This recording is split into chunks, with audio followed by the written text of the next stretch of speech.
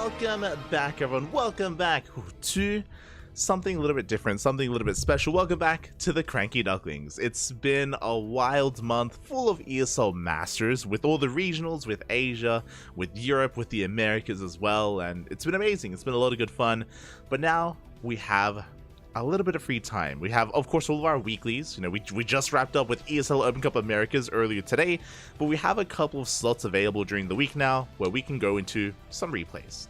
Let's go, Papi, let's go. I purposely didn't watch the GSL round of 8. I have no idea what the hell happened, and welcome to a GSL round of 8 replay cast. Group A. We're going to be covering Group A today.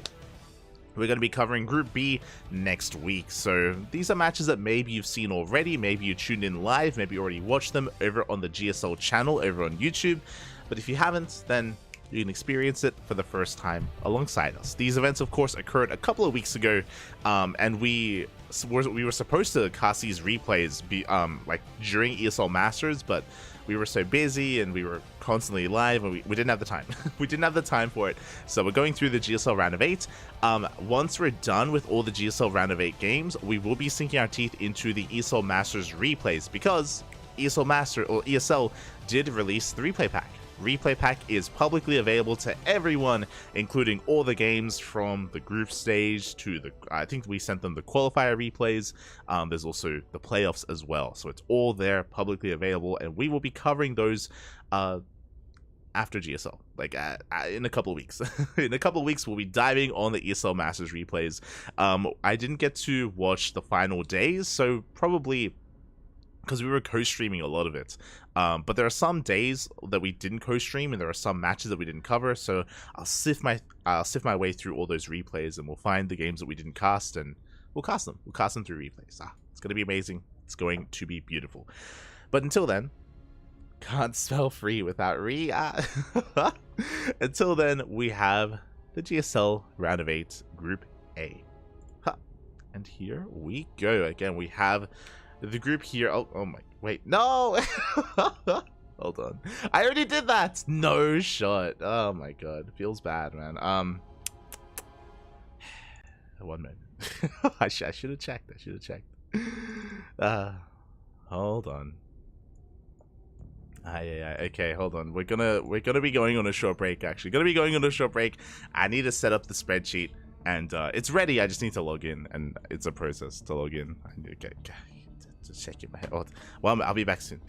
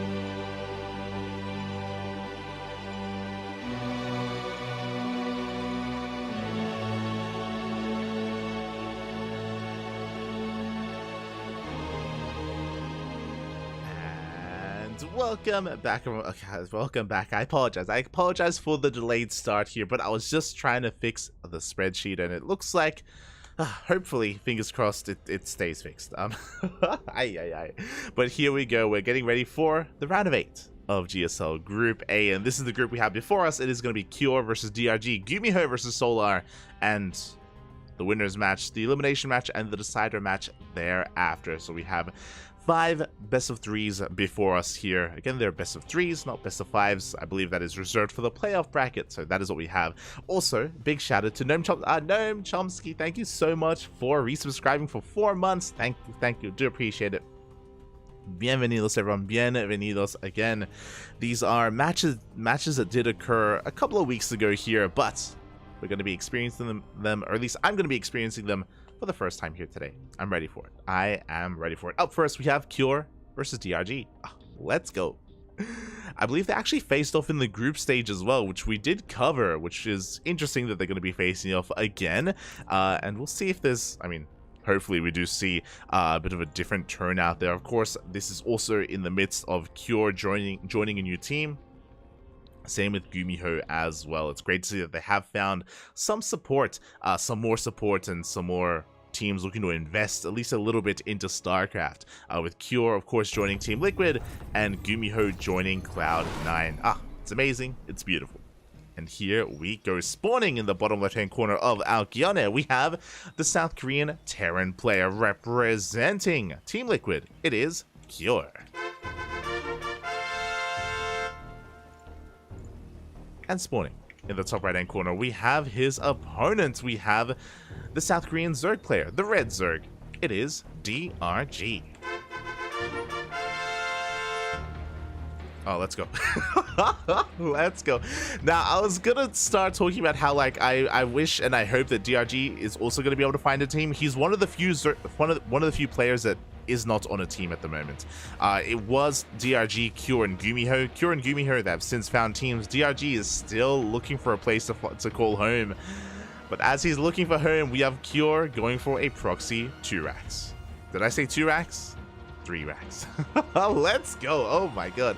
Mining through these middle patches, of course, there is a Reaper cliff to go up this ramp and to go up into the main base as well. So a very cheeky place to hide these raxes. And DRG is none the wiser. Now, proxy 3 racks is very committed. I wouldn't go as far as to say all in. In this position, actually, it may just be, yeah, all in at this point. Gases are being taken. Wait, no, they're not. Hold on. Oh, right, we can just mine, of course. My brain was thinking, oh yeah, this makes sense, because you can just jump up all these cliffs, but no, never mind. You can actually use these same SCVs to mine through these middle patches and commit to a standard proxy 3 racks with Marines and bunkers soon thereafter. So again, this is going to be a very committed build from Cure. DRG. He is not keeping his overlords back at home.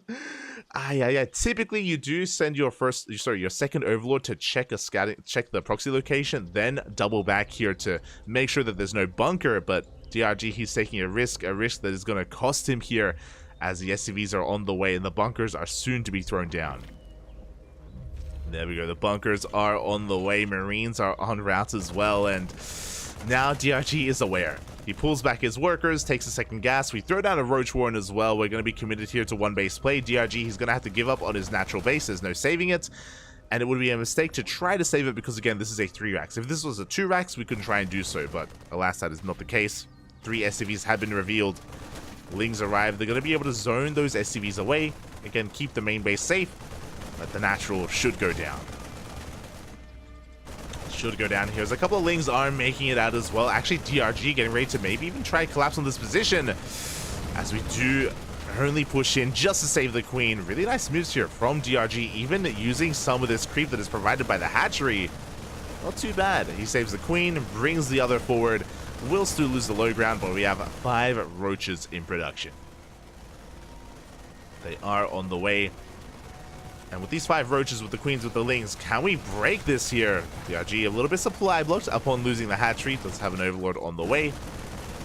Roaches are barely popping out in time. We're going to be able to save them, preserve them. We need those Ravagers. And we do have the resources for it, but we don't have the supply. The supply block hurting so much. There we go. 2 Ravagers are on the way on the low ground. But we will need another overlord as well. Back at home, we aren't transitioning yet. In a way, we're transitioning. We have a tech lab on the way. Concussive Shell. Marauders are in production for Cure. He's doubling down on this. He's not trying to transition out. He's trying to just double down on the all-in.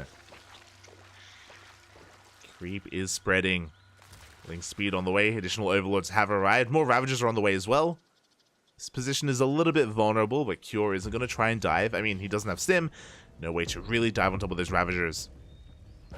Just hold the line here. Here are the Vials. Ooh, they take down an SCV. Not too bad. SCV does go down, but we still have 2 more to repair. It also costs a couple of Lings. Vials continuing to connect. Additional Marauders are on the way. And Concussive Shell is done. Which means we can try to focus down some of these Ravagers. Oh, oh. Ooh, 1 Marine falls. So far, good control here from DRG. And he doesn't want to overextend.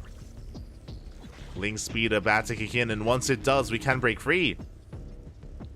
We have 6 Ravagers and the 7th Roach, or 1 Roach, I guess. There it is. Soon to be 7 Ravagers. Oh no! 1 gets caught out. Oh, that's a pretty big loss actually for DRG. 1 Ravager goes down for free. Rebuilding that 7th Ravager, and oh, we're coming in too prematurely. Another Ravager goes down. The Lings have to collapse, but no, they cannot. Cure, he's just picking away at DRG. 1 unit at a time. Hasn't really lost much of anything. Only a handful of Marines. Miles is zoning back the Bio Army. Oh! Ooh, does connect on the Marauder. More Lings are on the way. Looks like we're sticking to 6 Ravagers for the time being. No more Roaches in production. The Queen is going back to transfuse. Inject. Ooh, bunker does almost fall. Stim is still in production. No, we catch another Ravager. Oh, we almost do. Stim about to finish up. Another Ravager barely survives. We do have the transfuse from the high ground. Very nice moves from DRG. But he does get caught out once again. Doesn't commit. Does pull back to the safety of the bunker. Another Ravager goes down. We're down to 4, down to 3, down to only 2, and we're gonna clean this up. The Lings, they have to commit, but there's how do we push in? We cannot. GG gets called, and Cure takes game number 1. GG. Oh my god. GG, well played. Really slow, methodical execution of that all-in as well from Cure. And DRG, he was just bleeding out a little bit too much there, too quickly. Ravagers going down for free, unfortunately. And yeah, just a little bit of missteps here and there from DRG. In that kind of game state, every Ravager is so precious to you. You have to just bank them up, get ready to just dive on that bunker as well with your Biles. And yeah, Cure, he just picked them apart. Really well done. Very well done. On top of that, there was a pretty crucial moment when DRG was supply blocked. It was when the hatchery died. When the hatchery died, DRG was heavily supply blocked. That delayed Ravagers, and he didn't make an Overlord until a little bit afterwards. So that was also a crucial moment as well. Again, DRG just caught completely off guard by the proxy. Very cheeky proxy on Alcyone. It's concerning. That's a little bit concerning, papi. When it comes to builds on that map. And I think what's interesting to me is that we have seen proxies in that area, in that location, on Alcyone over the past couple of weeks, but we haven't seen exactly that build. We haven't seen that build specifically, going for the proxy 3 racks and mining through those middle patches. At least I haven't seen that yet. Despite all the casting that we do, you know, we haven't seen another Terran player try to replicate that. But, you know, that's now available. That's now a thing.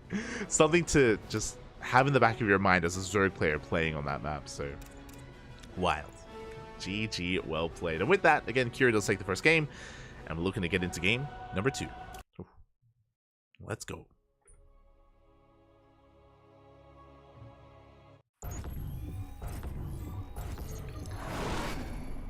And spawning in the top left-hand corner of Side Delta, we have the South Korean Terran player representing Team Liquid. It is Cure. And spawning in the bottom right-hand corner, we have his opponent. We have the South Korean Zerg player. It is DRG. currently down in this series, and unfortunately that game didn't really give us too much of DRG. You know, we didn't really have too much insight of his game states in the mid game towards the late game. It was just over before it really began. DRG's reaction was really good, like his ability to save his queen at the natural, to throw down the gas geyser, get into roaches, like that was all fine, but there was like these minute details where he was struggling in, like the supply blocks. The supply blocks are probably one of the biggest ones, and also of course getting caught out with his ravagers on a multitude of occasions didn't help. As we do have a hatch gas pool set up here from DRG, Cure on the other side is going for a low ground 2 racks, going for 2 racks Reaper.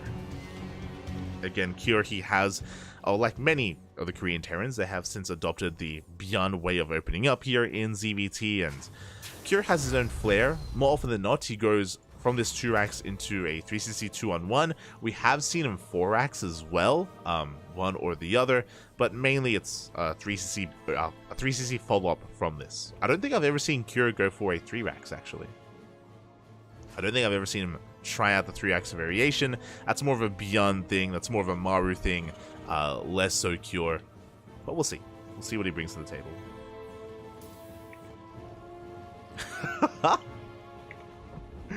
Oh, actually, I have to fix one of those commands.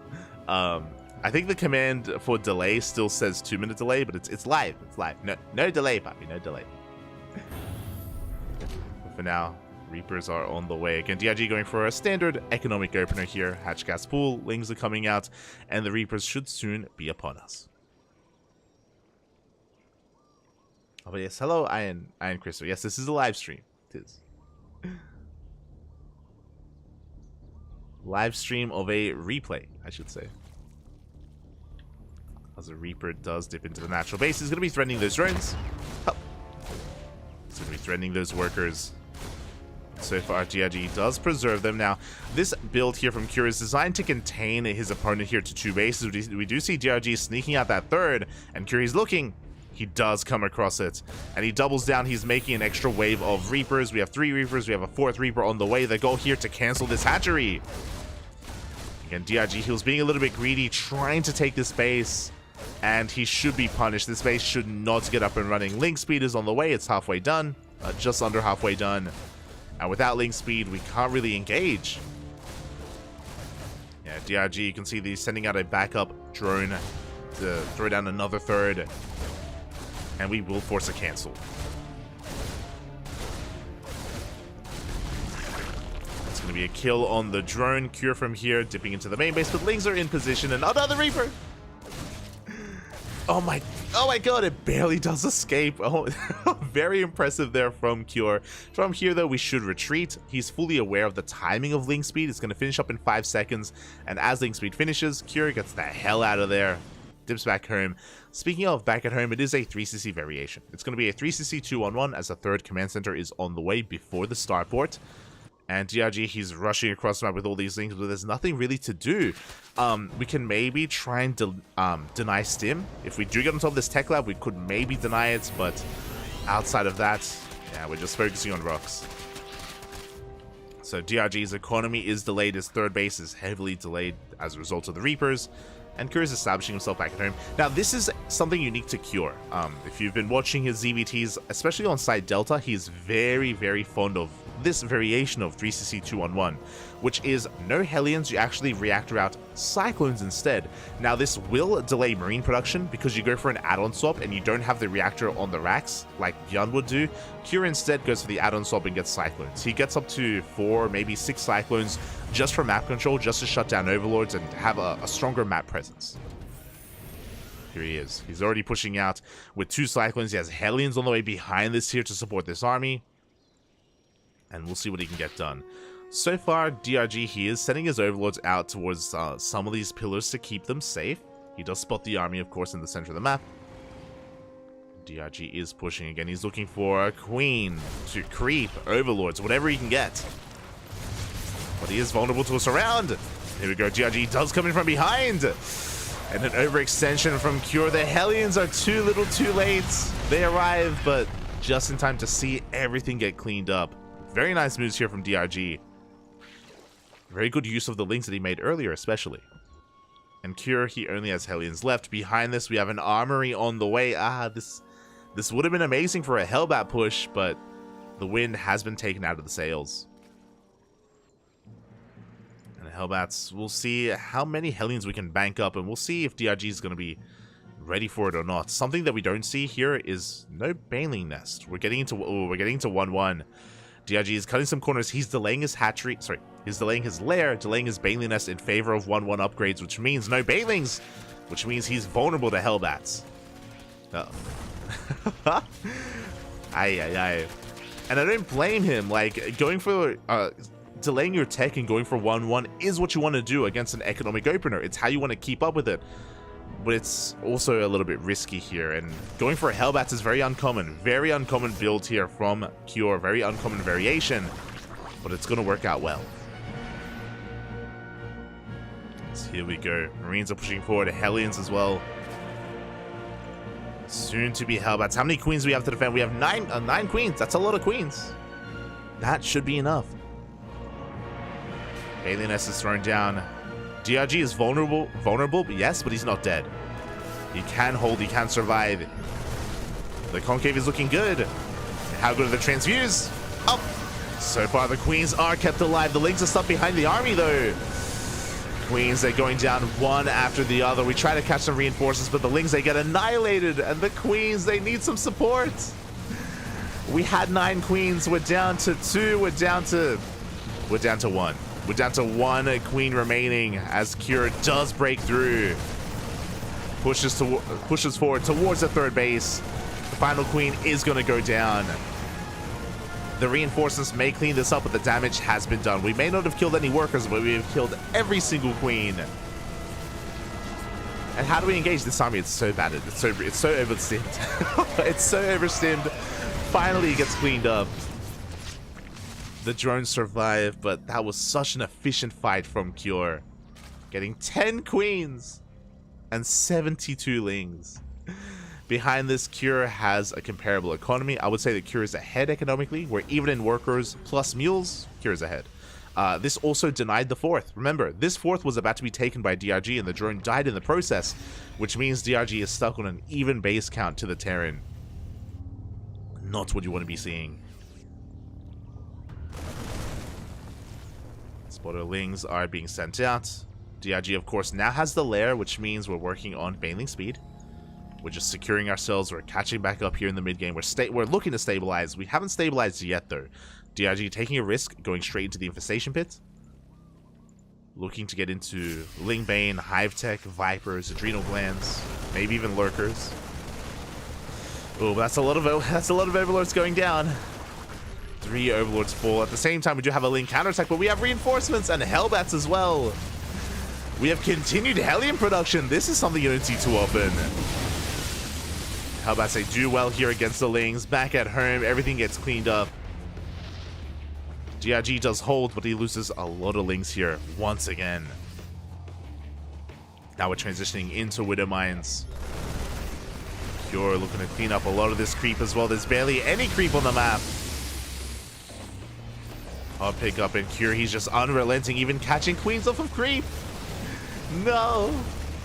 The queens, 2 of them get caught out once again. How many queens do we have left? 5. We do have 1 to at least inject each base.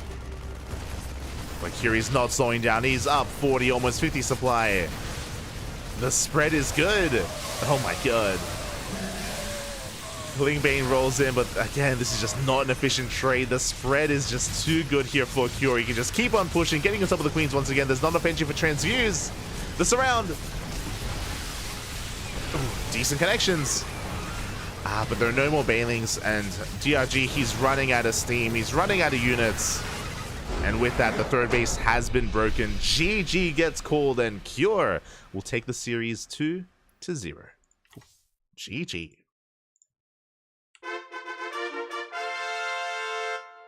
GG, well played.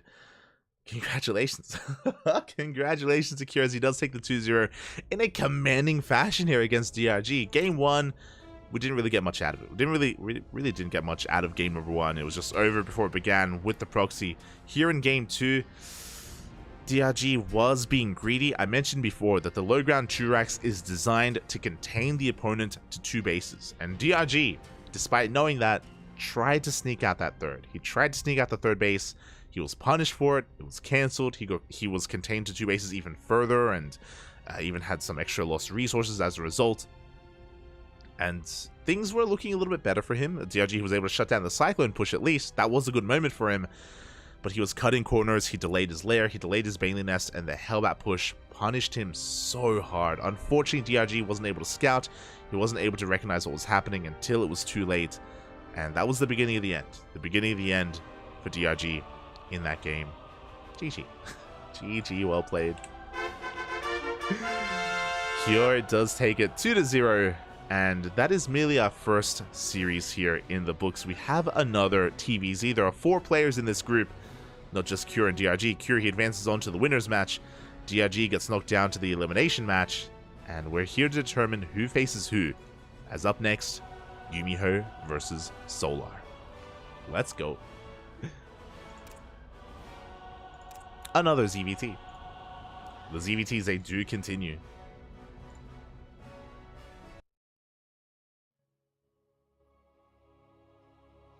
This is an unholy hour. Thank you for the stream. It's almost 9 p.m. here. Almost 9 p.m. here in Australia. And here we go. Heading to our next game and spawning in the top right hand corner of Alkyone, we have the South Korean Terran player newly representing a new team, Cloud9. It is Gumiho. Oh. It looks like we had a bit of a pause there for a moment, but looks like hopefully everything has been resolved and there are no latency issues or anything like that. But in the bottom left, we have his opponent. We have the South Korean Zerg representing Team On side. It is Solar. Again, big shout out to Gumiho recently joining Cloud9, recently being supported by a new team. He's been teamless for a long time. Both Gumiho and Cure, they were both teamless for oh so long. It is so great to see them joining teams, finding homes, getting the support that they deserve. Remember, Gumiho, he came 2nd place in ESL Masters. In ESL Masters Summer. In DreamHack Yongshipping, Gumiho came 2nd. Teamless. Which is a little bit sad, a little bit upsetting. But he knows that he's worth it, and Cloud9, they know it as well. So really cool to see that he is now on a new team. And we'll see how he does here in this group, as so far he's going for the low ground Churax. Mentioned before that, of course, this has been adopted and embraced quite heavily by the Korean scene. Not just the Koreans, Clem does it every now and then, Hero Marine, Spirit, they've all embraced it in their own ways as well. They don't rely on it as heavily as Beyond, for example, or Cure, but they mix it in. Likewise, just because this is a setup here for a low ground 2x Reaper, my eyes are still on Gumiho. Gumiho is such a wild player. He's so creative. He's probably the most creative Terran player in the world in StarCraft, where he just comes up with his own builds, and he doesn't just come up with them. They're just usually so crazy and so aggressive as well. And what's interesting is that not a lot of players embrace Gumiho. Not a lot of players try to emulate him and look to his builds and try to copy him. Nah, they leave him alone. they leave Gumiho to his own devices, and it helps make him unique. As we do have our first Reaper zooming across the map, going to be threatening that natural base. And similarly to what we saw before, these Reapers are designed to contain the opponent to 2 bases. Solar is going to be taking his expansion though, does sneak out the 3rd. Gumiho for the time being is distracted trying to trade with the Lings. The Queen is going to zone this away. Gumiho rotates around. He does get eyes on the would-be 3rd. 3rd Reaper's on the way. We have a 4th Reaper in production as well. Now, Gumiho, he's looking to do the same thing that Cure did in the previous game. He's looking to force a cancel on this hatchery. Link speed halfway done. And we should be seeing a cancel here. Solar should be forced to expand elsewhere. And there we go. The drone is being sent out towards that northern location. And this hatchery is going to be cancelled. So a really good start here from Gumiho. Really strong start, because this still delays this 3rd base for so long. And these are resources that could have otherwise been spent on extra queens, extra drones. Gumiho does confirm the location of this third. He won't try to mess with it. Again, he's aware that Link Speed should be finishing, so these Reapers, they need to get the hell out of here before Link Speed finishes. We do make it back home. Back at home, we do have our transition. We have a reactor. Tech lab. Stim is on the way. Factory thrown down. It is going to be a 3cc 2-on-1 variation once again. Now, if you remember, in the last game, as the Reapers, they come back in and they should be dealt with. In that previous game on Side Delta, I was talking about how we saw a Cyclone variation that was very akin to Cure. And I stand by that. Cure, instead of going for reactored Marines, he goes for an add-on swap and he reactors out Cyclones and then Hellions. Here we can see a much more traditional variation of 3cc 2-on-1, where we have Marines, the factory is farther back, we will not be going for an add-on swap, we should be going for a starport and an add-on swap for the starport instead. So again, a much more traditional version of this build, as opposed to Cure's, which was a little more aggressive, with Cyclones and Hellions in the mix. So the opener was the same, the follow-up is different between our Terran players. With this also means that this stim timing is going to be stronger. A much stronger stim timing here for Gumiho. As he has that reactor on the way to the starport, we should be seeing an add-on swap for Medivacs. So far, Gumiho just taking control of the center of the map. Behind this Solar, he's going to be cutting some corners, just like what we saw from DRG. We have Evo Chamber on the way for +1 carapace. And we're going for a safety Bailey Nest here. Okay, Solar, he doesn't want to get done dirty by Hellbats like what we saw from DRG. So Solar, he's playing safe. Overlord goes down. There's the add-on swap. Medevac should soon be on the way. And Gumiho is still just chilling, waiting for those Medevacs. Third base is being taken, and the game is going to settle from here. Solar has been able to happily drone, catch back up, saturate his third base. +1 carapace on the way. Again, this is what you want to focus and prioritize, just because your opponent is being very bio-heavy, very marine-heavy, so carapace is just the most important upgrade you can go for and prioritize. And there's that layer in production. And we should soon be seeing a fourth. There we go. The drone's already in position. Fourth is thrown down. So, yeah, Solar, he's just able to keep up with the build of Gumiho. He knows what he can get away with, and he knows what he should be getting ready for, as the Medevac push should be coming. There it is. The Medevacs are out. We can see some safety bailings on the way. Solar, he knows that a push is imminent, and he's getting ready for it. A laying out on the map does confirm the drop. Does get eyes on it. Solar now on full alert. He's droning up a little bit further. He's droning up to around 70, which is kind of the area that you want to stop at for now, because we need to focus on Link Bane. Otherwise, Gumiho may snowball out of control. Keeps being cleaned up so far. Solar, he does keep up. Does force the pickup. Additional Lings are on the way. We are going to be taking up even further. We have a Hydra Den, so Link Bane Hydra is going to be the composition of choice for Solar. And Gumiho, interesting. He has actually held back a little bit here. He's been dipping his toes into creep, but now here we go. We have a dedicated push towards the fourth base. Creep is going to get cleaned up, and bailing speed is not done, by the way. We see a scan ahead of time. Gumiho, he feels like he can push in. Does get an Overlord. He's going for the Queens as well. Meanwhile, Solar getting ready for a wraparound. And Gumiho will have to pick up. Picks up, gets the hell out of there, goes for a Doom Drop into the main even. A bold move here from Gumiho. The Bailings are slow. They're slowly waddling into the main. And before they get here, we should be able to trade out with the Lings. The target fire. Oh my god. A good chunk of Lings go down. Good target firing on, I want to say, 3 Bailings. 4 Bailings even went down.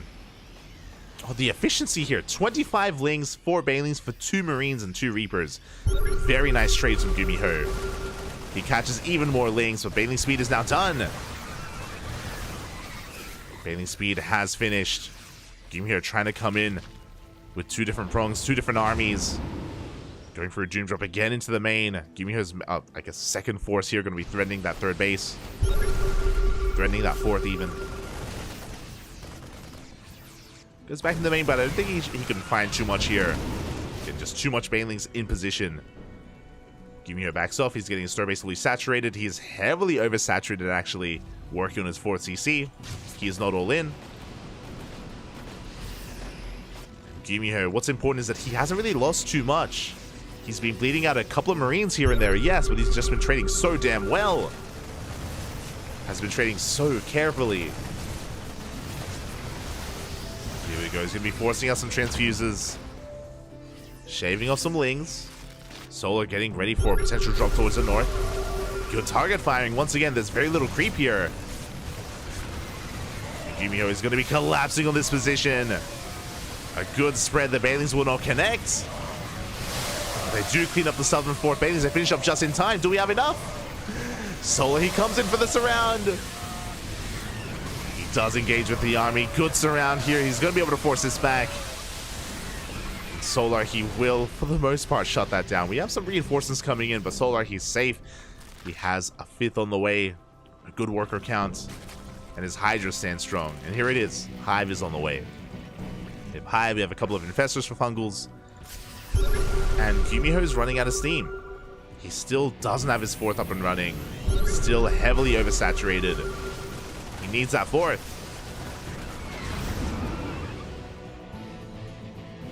Yeah, and now Gumiho is just lost a little bit too much. He can't threaten the bases. He's just clearing up creep. And Solar, he can keep up. And Solar is soon about to max out. It's very important here that throughout all of this, Solar hasn't been losing any workers. His economy has been left untouched for the most part. Sure, his 3rd base was delayed at the start of the game, but outside of that, he hasn't been losing workers, hasn't been losing bases. Despite the aggression of Gumiho, he hasn't gotten the damage that he's been really looking for. Does catch a queen. Queen goes down. Mines are being set up. 4th base now getting saturated as well.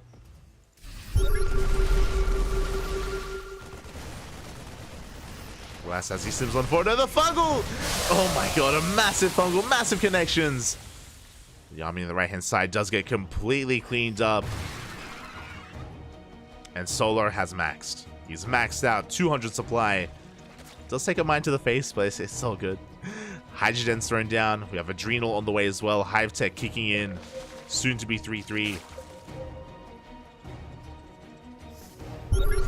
And if Solar's able to deflect either one of these pushes, it is going to trigger a counterattack.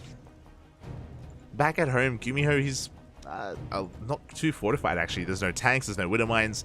Solar is being a little bit more defensive. Again, this map is notorious for its defender's advantage. It's very difficult to push up into a 3 or even 4 base setup.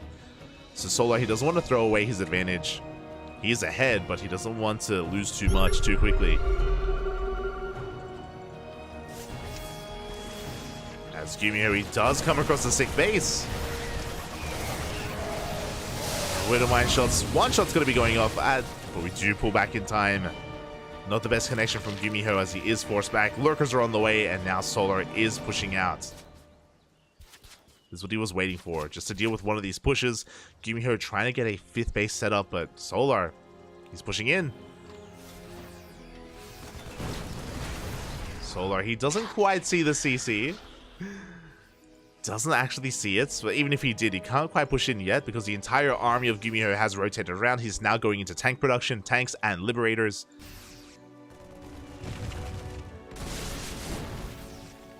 Lurkers have been revealed. Meanwhile, Solar is still anticipating a drop towards the north. There is no drop though. Gumiho just focusing on his push.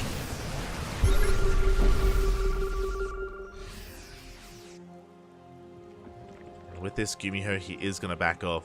Sees the Lurkers, respects that. He's going to be waiting for his Liberators. We should be seeing a Ghost Academy. Yep, Ghost Academy is already done.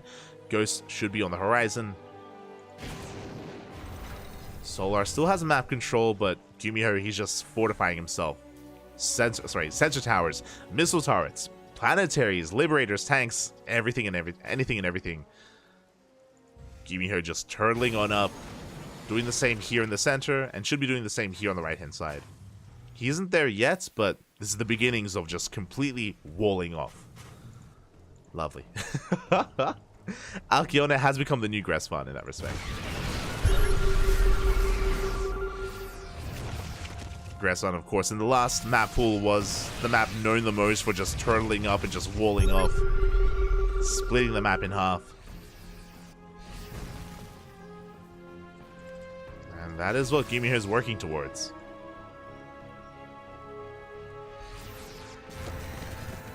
Again, he's still not quite there yet. We're still lacking some more turrets and tanks.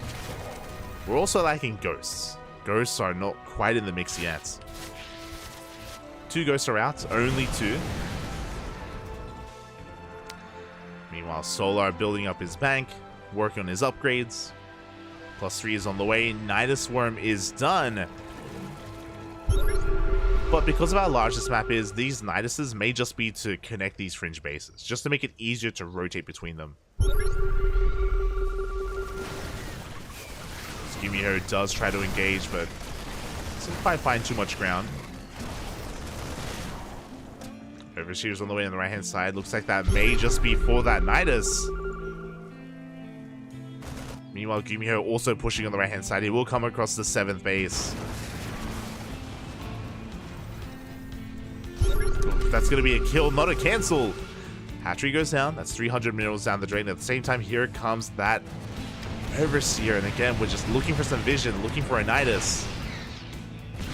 Good target firing here on the Changelings. Nidus towards the north. Pushing towards the south. Gumiho, though, he's in position. Does he have enough? And early lurkers in the Nidus. And Solar is going to be rotating around. He catches a couple of turrets. Gets a Liberator. And he's pushing in. Gets a tank, but I feel like we shouldn't be pushing any further than that. Yeah, we will get the hell out of there. The Infestor. Infestor goes down. Ooh, and this is not a fight we want to take. Solar bleeding out a lot of Hydras. And Nidus towards the north did complete. At the same time, we have a drop on the right-hand side. Solar, he is keeping up for the most part. We'll shut this down. But again, not the best trades from Solar.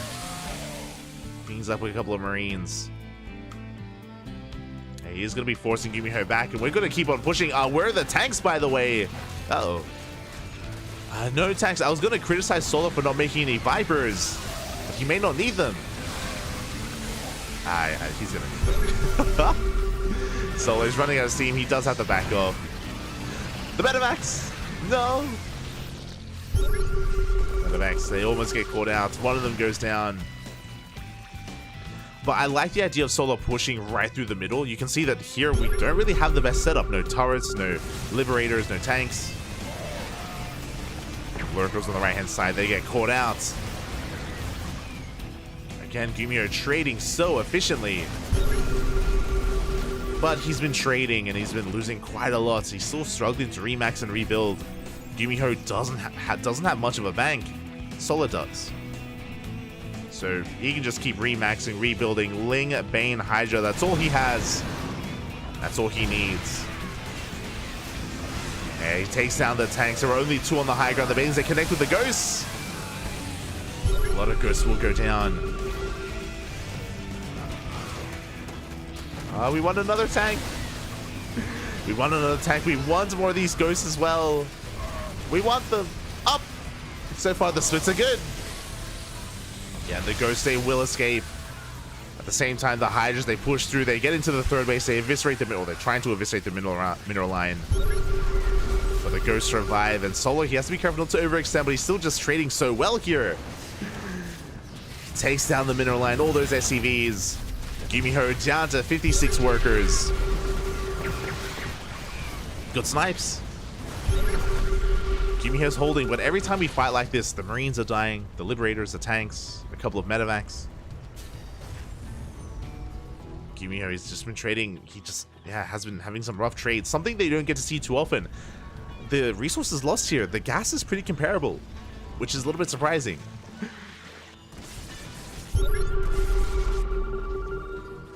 And Gumiho just losing too many high-tech units to Lings. And Solar, he's remaxing once again. This time the tank count is being rebuilt. We have a pretty solid position here. But Solar, I don't think he cares. Good EMP. Good EMP on the army.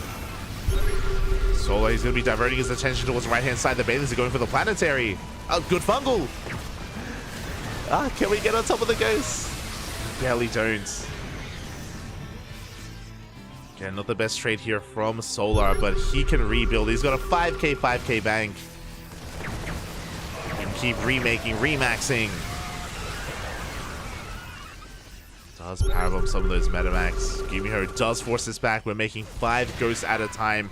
Meanwhile, every base is under control of Solar at this point. Almost every base.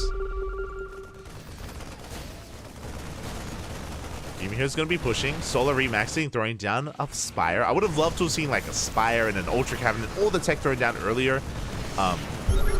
Does feel like some late tech here from Solar, but at least it's on the way. Soon to be a greater Spire as well.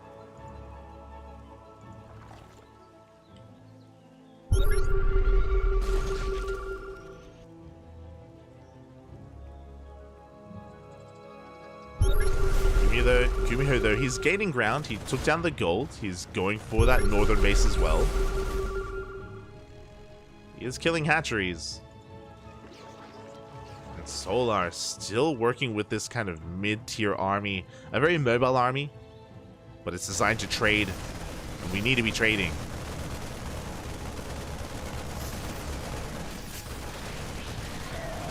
One of these fringe bases under threat, but it's going to be dealt with. Should be dealt with. Okay. Gumiho rotating everything over. That is going to be spotted by this borrowed Ling. Again, I would love to see more Vipers just to break these siege lines.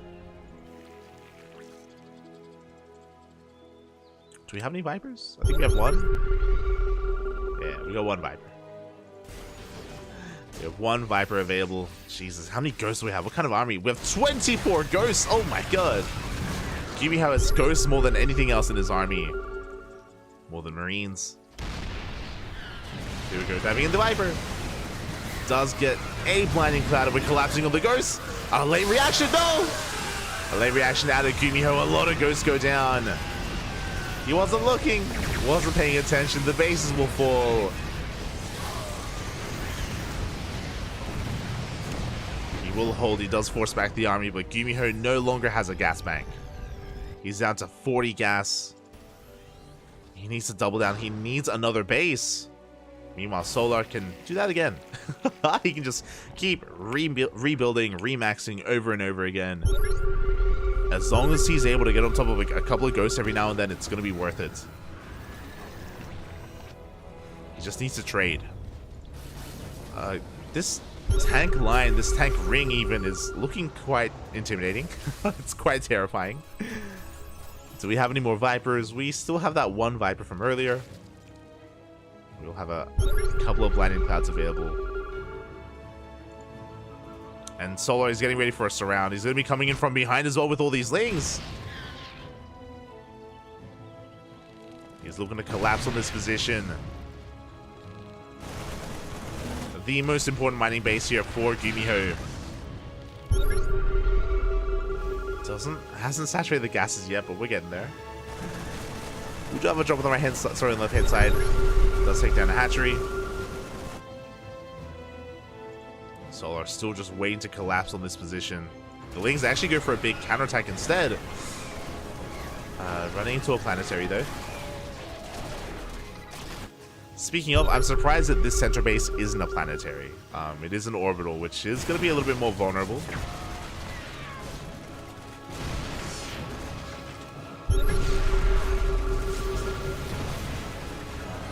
Here we go, we're diving in from the left-hand side instead. We get a tank, we get a couple of ghosts, we're going to keep pushing.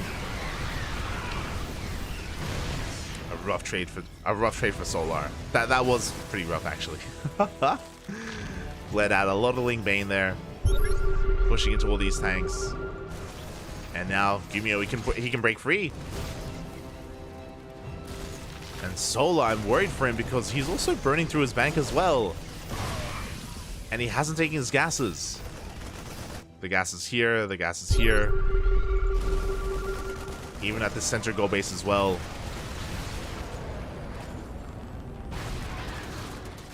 There we go, we do have the nuke on the way. It is going to be denied. Just barely. And we're catching a couple of free tanks here and there. We catch some reinforcements as well. The center goal base is going to be going down, but the Lings and the Lurkers, they go straight for the jugular. Oh no, there's been some tanks that have been stuck. At the same time, Solar going to be diving in through the center. The Ghost, they stand strong. Gumio, he holds onto this center location, but his production is a little bit exposed. Okay, he holds on as well. The tank stands strong. The gold base goes down.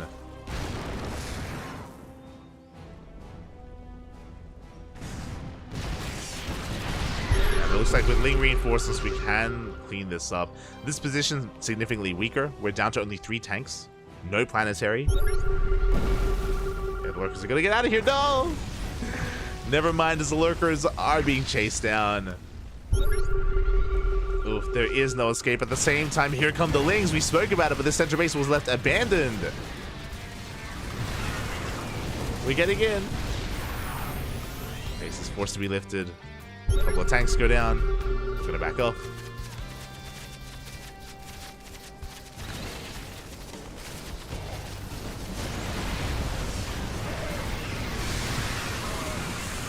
We're pushing into some of these tanks, so they're on siege.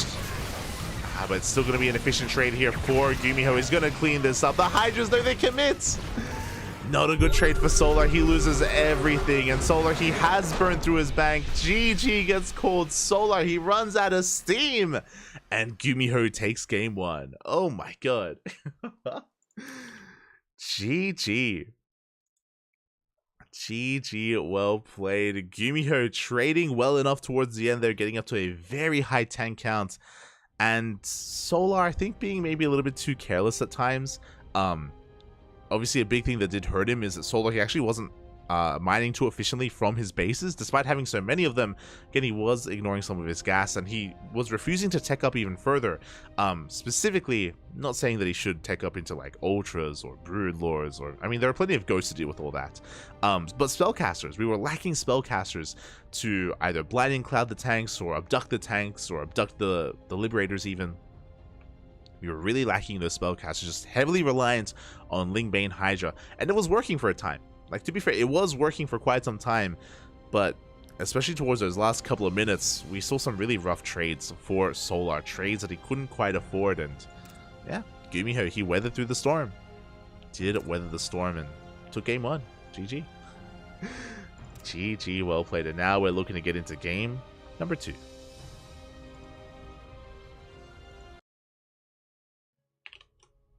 Here we go.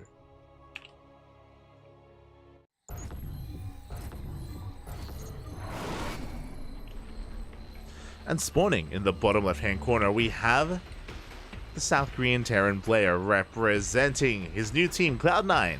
It is Gumiho.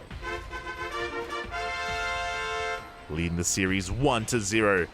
And spawning in the top right-hand corner, we have his opponent, we have the South Korean Zerg player representing Team Onside. Down in this series, looking to fight back, it is Solar.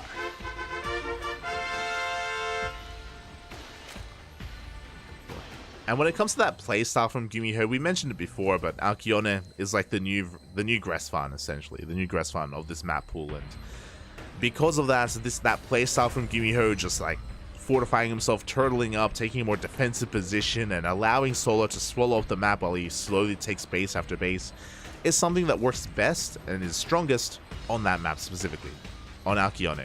Which means, as we load into Game 2 and Game 3, it's less likely that we're going to be seeing that style as, oh my god, it's less likely that we're going to be seeing that style, or if we do see it, it's not going to be as powerful and as effective moving forward in this series. So a strong win here in Game 1 for Gumiho, but here in Game 2, something very different. That is a CC first.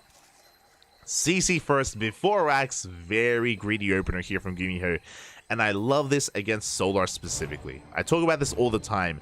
Every now and then, Gumiho, Byan, Kior, they do whip this out against Solar, and it makes sense because Solar isn't typically aggressive early on in ZVT. Unlike Dark or unlike Ragnarok, aka Shin, these other Korean Zerg players, they're willing to throw in and mix in, you know, some gas first openers and going into a roach rush early on, especially Dark. Dark loves that. Shin as well. Shin, he's willing to mix in like some Lingbane aggression as well, just to spice things up. But like, again, like these other Zerg players, it can be risky. It can be risky going for a CC first. Against Solar, I feel like it is something you can get away with. Typically here, as my apologies, it was CC first out of Gumiho. Solar going for a very aggressive build himself, going for gas first even. Oh my god. I was like, no, yeah, Solar, he usually doesn't go gas first. Never mind. Did this game.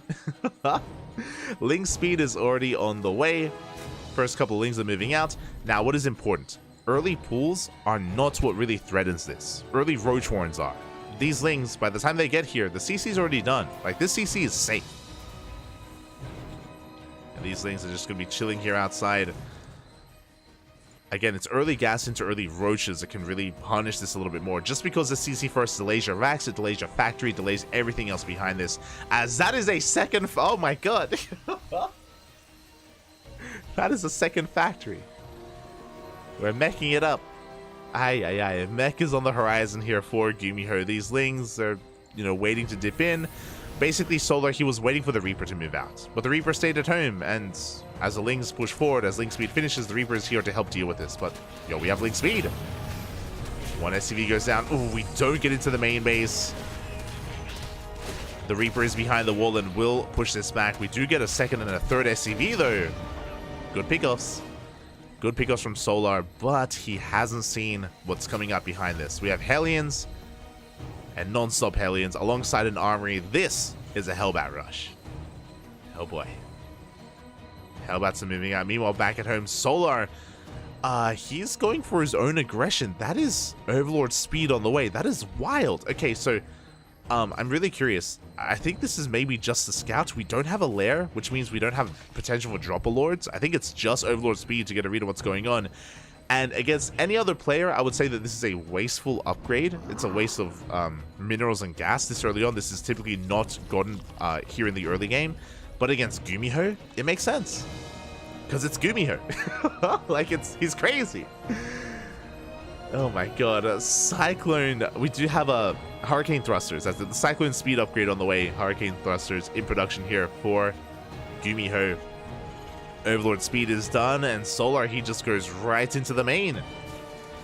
He gets eyes on not just one he gets eyes in factory. He sees the Cyclones. Is that enough of a tell, though? Is that enough? Roach Horn is thrown down. Yeah. I mean, he sees lack of Marines, right? He sees lack of Marines, the Hellions, the Cyclones. Is aware of the mech. He's getting ready for it. He is getting ready. You can see another Overlord being sent into the main base just to get confirmation for all. Solar knows there could be like a starport and a BC opener behind this. Queens are getting so far. The Overlord does survive. Clutch transfuses, keeping the Queens alive. They will back off. Meanwhile, Overlord does make it into the main. We do get eyes on the second factory and the research as well.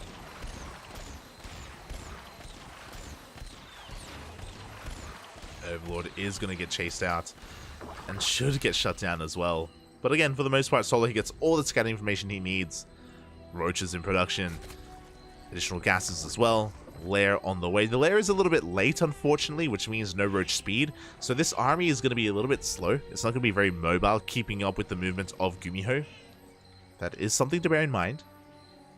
As Gumiho is finishing up with +1 vehicle weapons. Very fast upgrades because of the fast armory. We're pushing in. We are pushing up the ramp in towards the natural base. The Roaches are in position though. Queens as well to transfuse. And we do force this back. Oh my god. When it comes to this mech style from Gumiho, he has a very delayed third base, and we're just rushing straight into +2. 3 more factories, 5 in total. Oh my god. Such a peculiar style here from Gumiho. Like, specifically the delayed third and the faster +2. Something you don't often see with mech. So very unique. Again, the power spike is going to be with that +2 upgrade. Meanwhile, Solar, interesting. So he delays his own upgrades. Like, there's no Evo chambers, no +1. Instead, going straight for the infestation pit, going straight for investors. We need that fungal growth.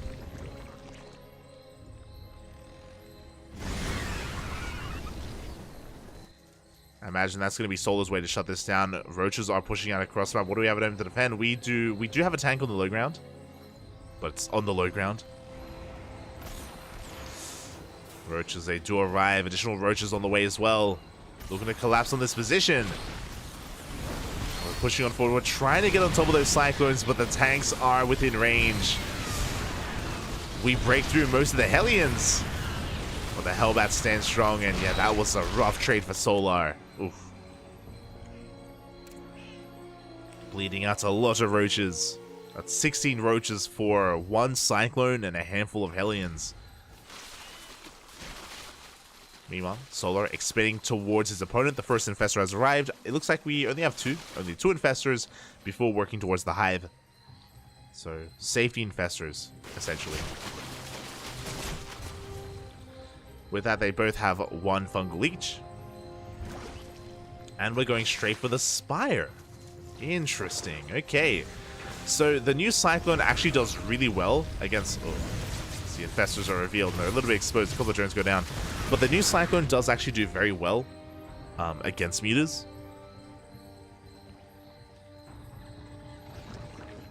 So I'm curious if Solar is planning to go straight into a Greater Spire instead. Which would be wild. It could work. Broodlord rushes can work quite well here, especially against mech. Especially if there are no Vikings and no Thors. If there's no scouts, it can catch the Terran off guard. Back at home, we're just building up a death ball of a mech army. Additional tanks, cyclones, hellbats. There it is, Greater Spire. This is scary. If this goes unscouted, this may straight up kill Gumiho. Gumiho, he did see the Spire earlier, which is a bit of a tell. And he's going to be pushing. Scans ahead of time, moving through the center. Oh, decent fungal growth. We do kind of have a follow-up, not really. But there's another fungal available as well. Gumiho gaining ground, getting on top of these Ravagers. The Ravagers, the Infestors, they do fall. And Gumiho is zoning the army away from this hatchery, and he will get on top of it. This base is going to go down. We have Thor production commencing. Fungal will land. And again, no follow-up. Cyclones, they back off. One tank goes down, but so will the hatchery. And from here, we can keep on pushing. 1-1 just finished off for Solar. Again, he did delay his upgrades in favor of Hive. The Queens! The Queens go down. So this was a pretty successful push here from Gumiho. Now, does he keep pushing or does he back off? And if so, which direction do we push in? As we're just going through the center. Going right through the middle.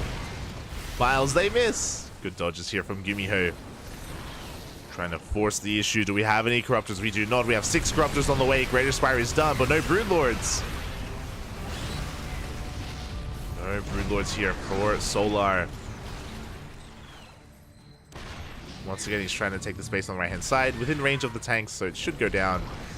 But what's important is that Gumiho, he hasn't gotten on top of any of this mining. He hasn't really disrupted the economy of Solar. He took down a base, but didn't kill too many workers.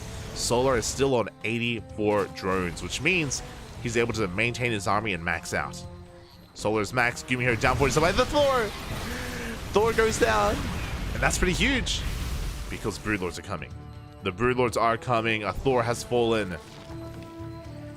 We only had one Thor. We have a second Thor on the way, but it's so far away. It's so far away from coming out. Fungal misses. Uh-oh. Decent locals here on the army.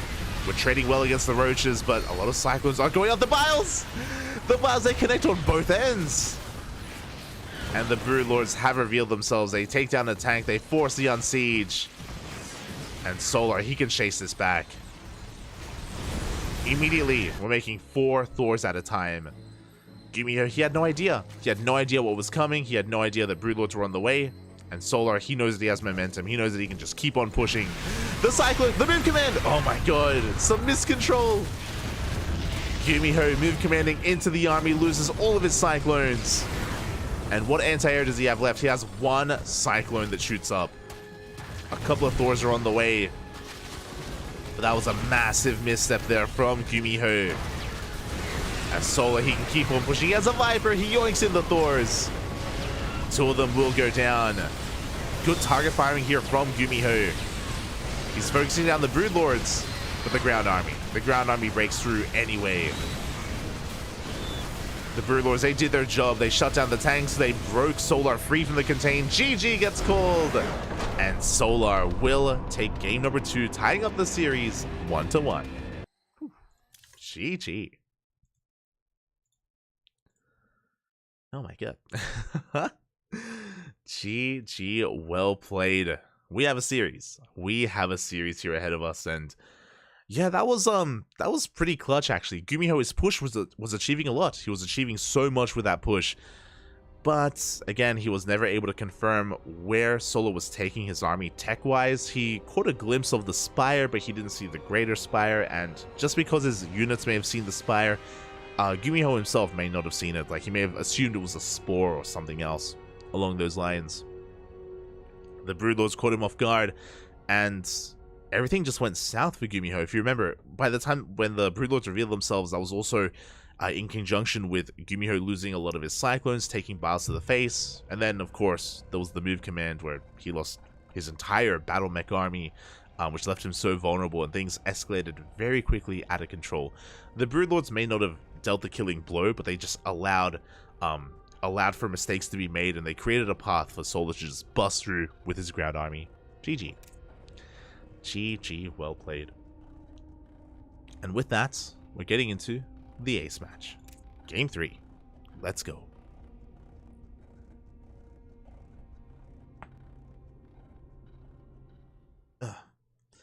Game 3. It's going to be on Hecate. Oh boy. Another larger map, actually.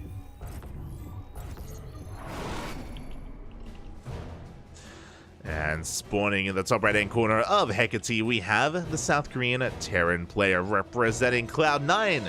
It is Gumiho.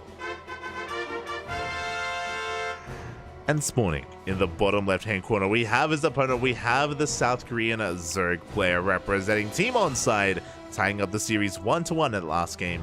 It is Solar.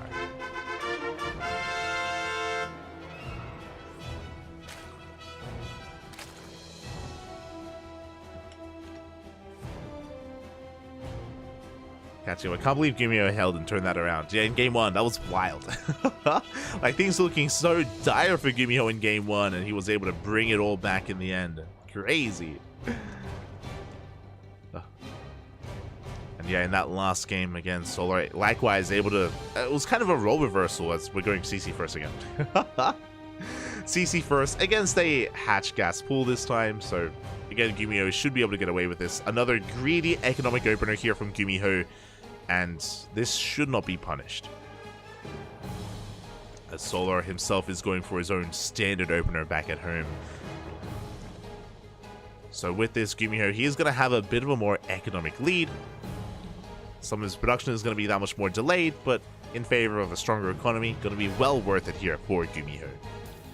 But yeah, in that last game, it was kind of a role reversal from game 1 to game 2, where Solar was kind of the defender. He was trying to hold on. He had good creep spread. He had good base placement as well, able to buy a lot of time. Remember, a big thing about, or a big reason as to why Solar was able to survive, hold on, and then break free is because of his economy. His economy was untouched. Remember, he was losing bases, that's true, but he was preserving his workers, and he was always mining efficiently. He was always on a solid base count, a solid economy, so he was able to keep up with the trades of his opponents, and eventually tech up and out-tech Gumiho.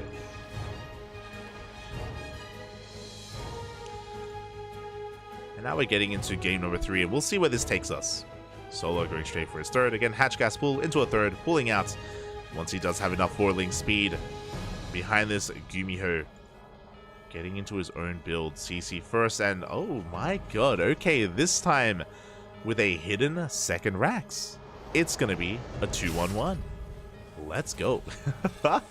Again, Gumiho is always so tricky with how he plays. It's always so difficult to keep up with him as a player, as he's so unpredictable. Ling is gonna dip in, is gonna be shut down. And I imagine this is going to be a straight up 2-on-1, so essentially we're going to be building up a bio army, a pretty hefty bio army at that, and we're going to be hitting a timing with Stim and with Medivacs as well.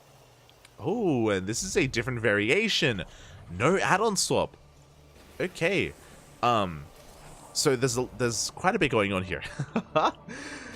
So Gumiho, it is a 2-on-1, but Gumiho, instead of making a reactor, usually you make a reactor on the factory. But he is not. He's making a Hellion first, and this Hellion is designed to throw Solar off the scent. This Hellion screams 1-1-1 variation. It's designed to hide the build and to kind of throw Solar off, and the Hellion is revealed. So really cheeky move here from Gumiho. Now, it's a bit of a give and take. One, Solar, he's in the dark. He doesn't know what's going on, and the Hellion helps hide that. But it also means that there's no add-on swap, and we're only making one Medivac instead of two. So the Medivac production has been interrupted. And unfortunately for Gumiho, Solar, he comes in from behind with the Overlord, and he does see the second Rax. He sees the Stim researching. Solar now knows exactly what's going on. Despite these Hellions, Solar, he's fully aware. He gets a full scout. Back at home, Solar, he should be droning up for a couple more seconds. He is going to get supply blocked. But once he's reached a decent worker count here at his third base, he should be focusing on link production, should be throwing down an Evo chamber, working on +1 carapace, and preparing for the eventual push. And this is so disjointed, actually. Like, again, because there was no reactor on the starport, we're going for a single Medivac push before Stim. Like, usually you line up the push with Stim with 2 Medivacs, but no, this is coming in prematurely here. Vanilla Marines.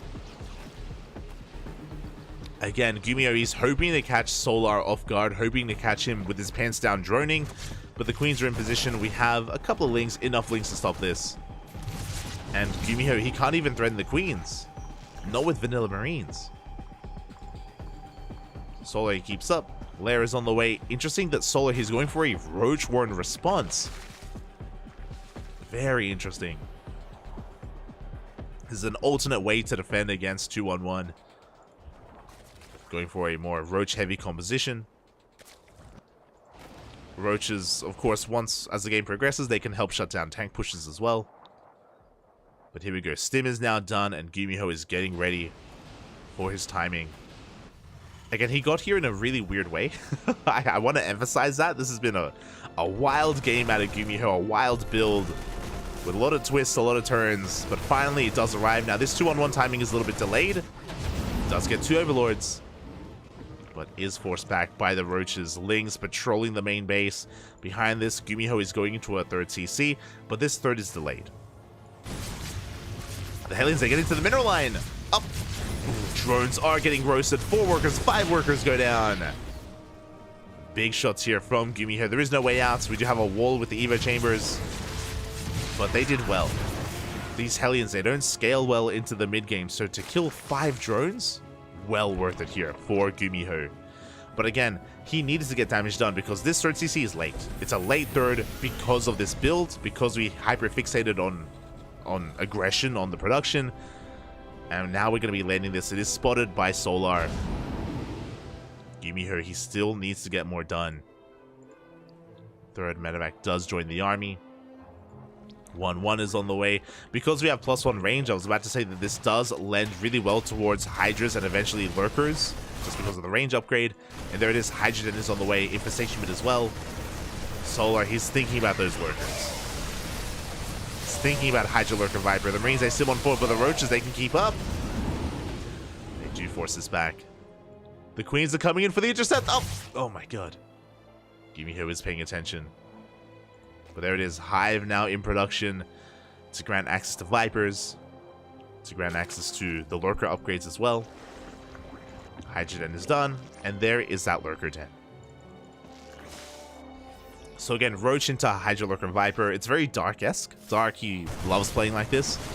Or at least he used to.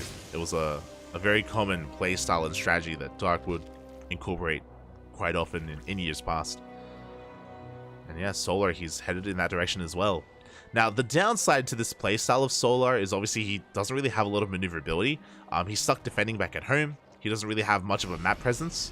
So Gumiho, he has full map control right now, and he's pushing once again Solar, his goal here is to defend long enough to get lurkers out. That's his goal. That's his win condition. Can he defend? Can Solar survive? He's got a couple of infestors. One infestor even. One a good fungal, but the tanks are sieging. Oof. Yeah, and it looks like Solar, he cannot engage. He's going to try to, but he bleeds out too many lings, and this hatchery is going to go down. Solar immediately evacuates. A couple of drones are left behind. Solar will save most of them, but one drone goes down. And Solar, he just can't deal with this army. Not with what he has. Lurker Den is done. We have a couple of lair tech lurkers on the way. Bold move. Drones are going down. Gumiho just sending out some reinforcements. At the same time, a Ling counterattack is going straight for the third base. And there's not much here. But here come the reinforcements from Gumiho. They do clean up the Lings. Run by doesn't do much. Lurkers do reveal themselves. Hive is done. Lurker upgrades are on the way. Do we have a Viper? We do not. No Vipers yet. We have a double jump on the right hand side. Roaches are in position. They do defend. And Gumiho has to rotate around. Now, he has seen this hatchery. He knows that Solar's expanding on the right hand side. And the win condition for Gumiho is to contain Solar on 3 bases. Deny the 4th over and over and over again. Starve out the Zerg. And here comes that rotation. At the same time, we do have a double drop going straight for the main. Does catch a couple of roaches. Lurkers are getting in position. How many lurkers do we have? Still only 3. Only 3 lurkers. Meanwhile, the drop comes into the main and Solar, he's out of position. Lings are coming into support. Drones are going down. The Queen as well. Oh, Solar, yeah, just having a really awkward time defending. Roaches come in, and we will eventually clean this up, but this is a good amount of damage. We're going to be losing most Marines. Gumiho is still clearing up creep. Having a really awkward time engaging. This 4th base gets up and running.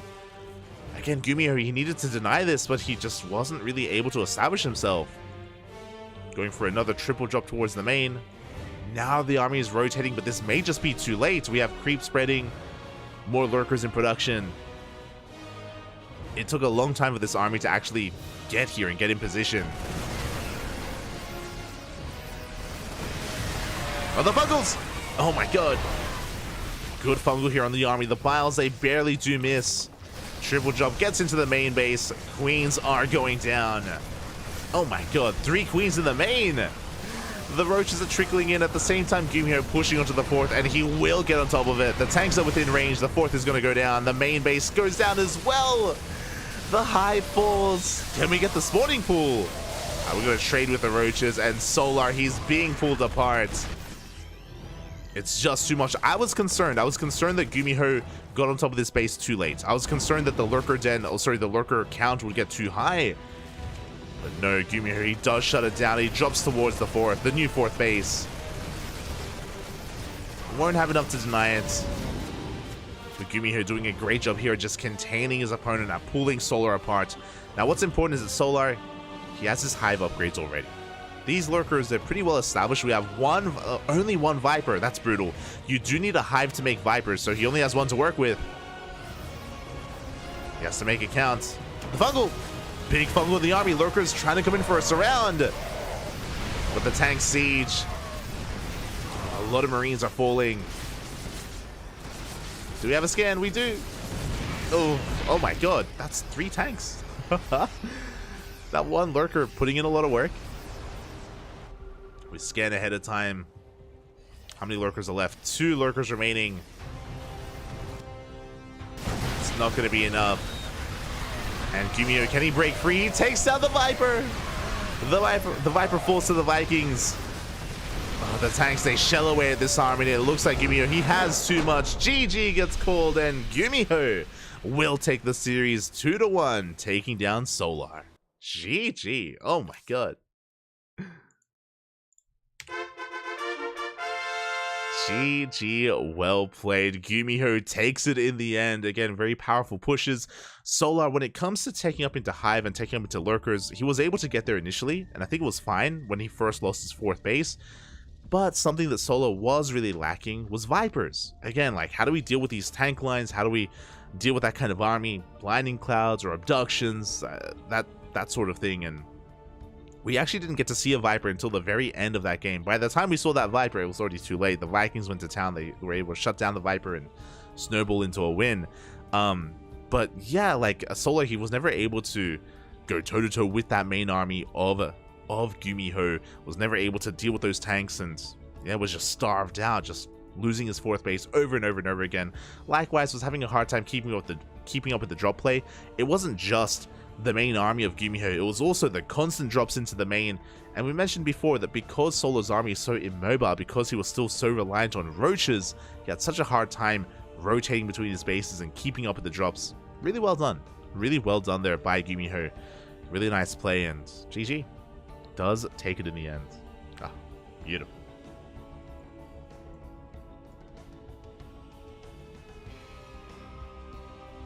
See the chat. I think Solo was inspired by Dave Latos's ESL run last night. True, he saw Dave and he was like, I don't want to play like that. Shaking my head. As the Pikachu. For those wondering, Pikachu is Dave Latos. He played in ESL Americas last night. Oh, sorry, this morning. He played in ESL Americas this morning. Played against Trigger, if I remember correctly.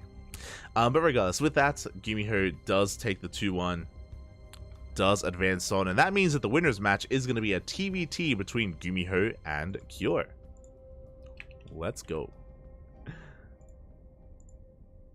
Let us go. So, until then, we are, in a way, halfway through the night. We're halfway through the night. We just wrapped up with our first 2 best of 3s. We have 3 more ahead of us. We have a winner's match, elimination match, and decider match coming up next. Which means we're going to be going on a short break. I'm going to refill my water. Going to take a moment to hydrate your hydras, stretch your roaches, massage your marines, drain your disruptors, and in a couple of minutes, we'll be back with the finale of this group, with the winner's match, elimination match, and decider match. See you soon. See you soon. Enjoy the duct tapes. And again, for those wondering who may be tuning in for the first time and aren't too familiar with these players, Shelby, he is a pretty good Peruvian player. He's a streamer as well. He's streaming his POV. Dios mío, Dios mío, Dios mío.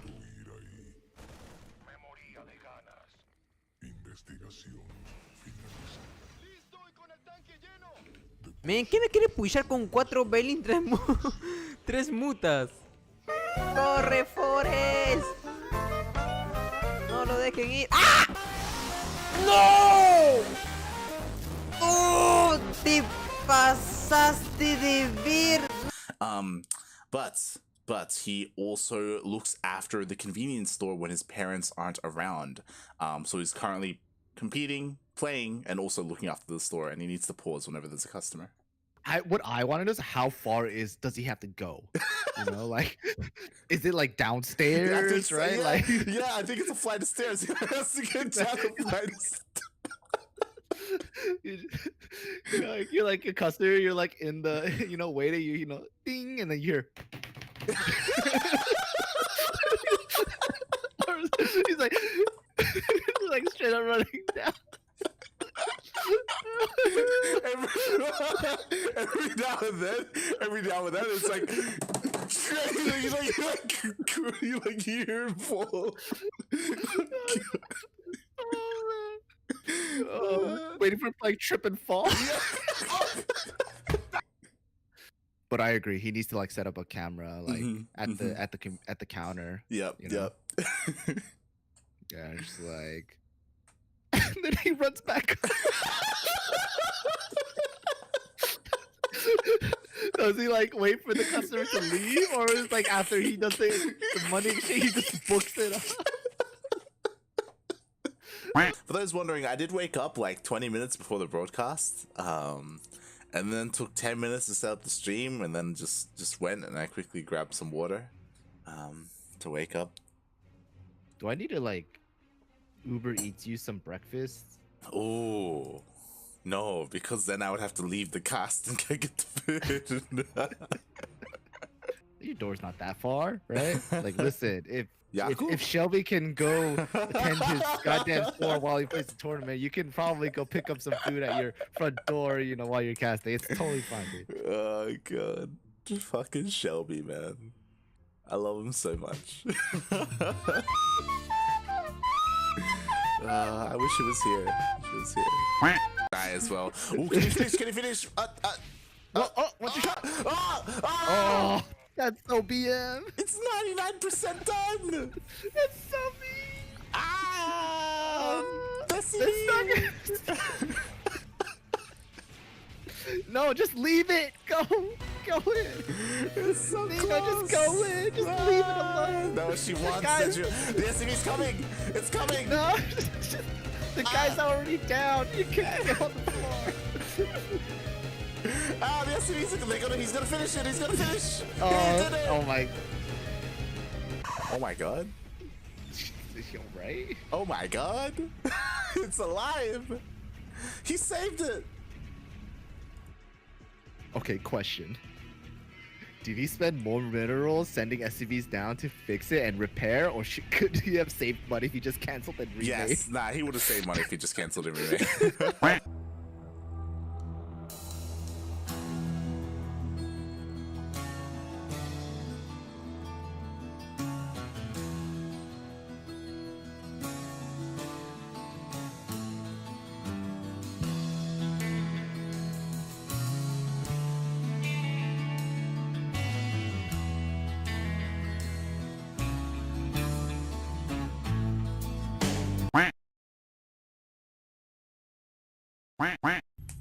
Should we go in Spanish this one?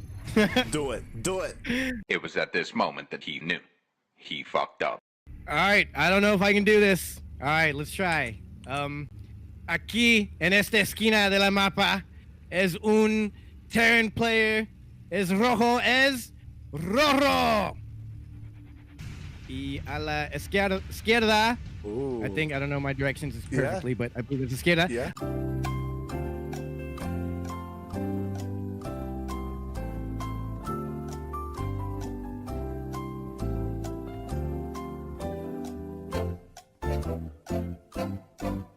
A la izquierda, este jugador es verde y es un Terran y es el final map.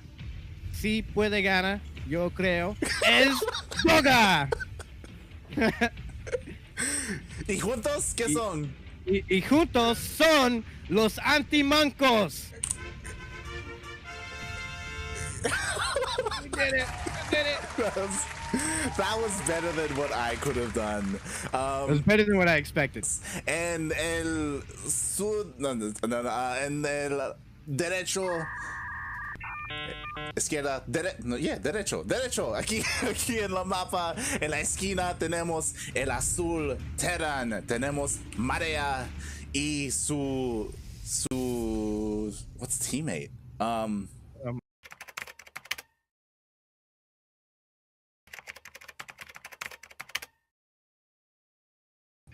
Su I don't know.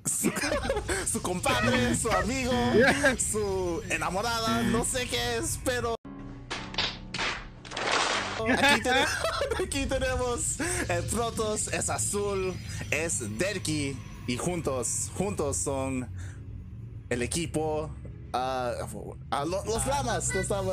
Los llamas. How do you say llama in Spanish?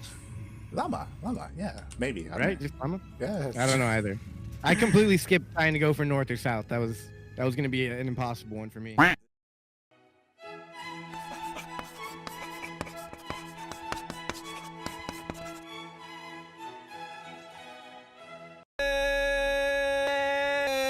And coming alive from the Plaga de Cuto Beach on the Isles of Pine, from the Lagoy part of Bintan Island, from Karagandi in Kazakhstan. We are here with the 29th edition of ESL Pro Tour Open Cup Asia Division I am your host Yaku of the Zaku, and with me today I have La Pastora, que es alergica. La Pastora, que es alergica a la pasta. El jugador del bolos con todos los cajolers. Wait. I have El Narrado que saca todos los caimanes himself, Light_VIP. How are you doing, Light? What's up, Yaku? We're back. Playing. Good. The entire time I was like, why can't I add you? Like, I'm looking for you in the list, and this fucking guy. Well, here we are in our. Oh my god, it's not a ZVZ. Oh god. Dios mío, gracias. We have our Red Zerg player from DHZ.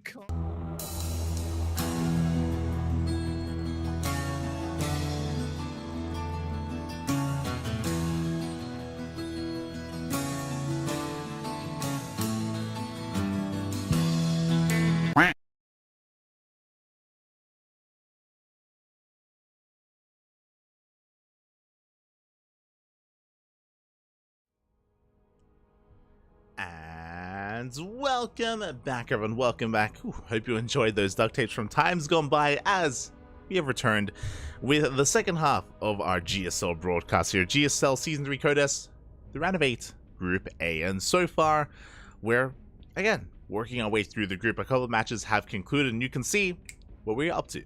Again, initially, Kira did take down DRG 2-0, Gumiho took down Solar, and now we have some mirror matchups ahead of us. We have a TVT for the winner's match. One of these Terrans is confirmed for the top 4, for the semi-finals, essentially, to make it into the top 4 of GSL. Meanwhile, we have the elimination match, which will be a ZVZ. One of these Zerg players will be bowing out in Group A.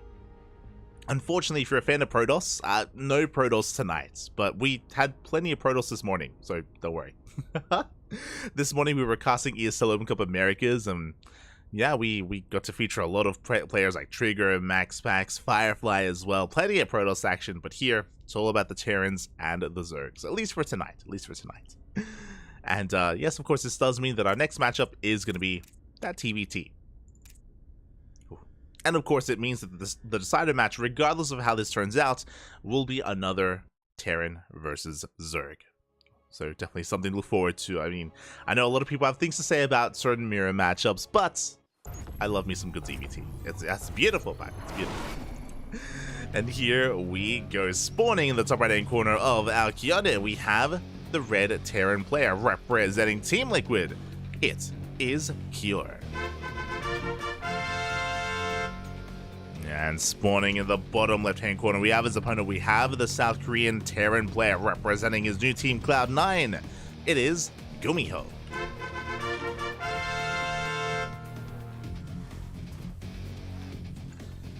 Here we go. Our first and only TVT is upon us. Yeah, it's the math isn't possible there for another TVT afterwards, so I am ready for it. And I know a lot of people have certain thoughts about TVT, especially about how like slow paced it can be, how positional based it can be as well, and that is true in years gone by, but in the most recent year, maybe even year and a half, 2 years of play, that hasn't really been the case. I would say that that kind of slow TVT style is more of a rarity, not unseen. We do see it every now and then, don't get me wrong, but for the most part we have been seeing more aggressive, active, chaotic styles here amongst our Terran players, which has been amazing to see. You know, players like Björn, Oliveira, when they get involved, they do love to spice things up. They do love to be active here. Cure can be very aggressive as well, and yeah, it's been a treat. Like, Korean TVT is always amazing to behold, and I feel like the stereotypical, like, slow, methodical, like, siege line TVT isn't really seen as often anymore. Thankfully. Again, you still see it every now and then, but it's not as commonplace as it once was. The meta has since shifted and has since evolved past that, which I appreciate. As I say all of that, Up next, we're gonna see like mech versus mech, like tank v tank, like what? watch that happen at some point in this series. I hope not, but I mean, now that I think about it, Gumiho, he is willing to play mech in in every matchup, including even against Protoss. So yeah, let's not rule that out. As we get into our openers, it is going to be an economic opener at a Gumiho CC on location. Meanwhile, Cure went for a double gas opener instead. A delayed expansion here just to be more aggressive. The Reapers, they do rock up. So far, we're trading 1-to-1, and it looks like Gumiho does shoot first. Both players will lose their CVs. Cure will back off in the end. But again, Cure, his command center is heavily delayed here in favor of aggression. We go for the add-on swap, and we should be getting into those factory-based units. There we go. Cyclones are on the way. Behind this, Gumiho going for a wild twist here, going for Marauder production. Oh my god. So Gumiho, he scattered earlier. He did see the factory, so he's aware of the gas. He's aware of the double gas. He's aware of the faster factory play. He's aware that either Hellions or Cyclones are in production, and his response to that is Marauders. Very unique here from Gumiho. I'm all for it. And what I love especially is that this is a sign that this shouldn't be leading into mech. Like, if we're investing this heavily here, yeah, it's a concussive shell, and we're going straight into stim as well. Oh my god. Gumiho. Very rarely do we ever see players rush into these upgrades so damn quickly. But yeah, concussive shell is done. Stim is on the way behind this as well. Very fast upgrades, and for the time being, Cure has no idea what is going on. And Gumiho behind this is getting into his 1-1-1.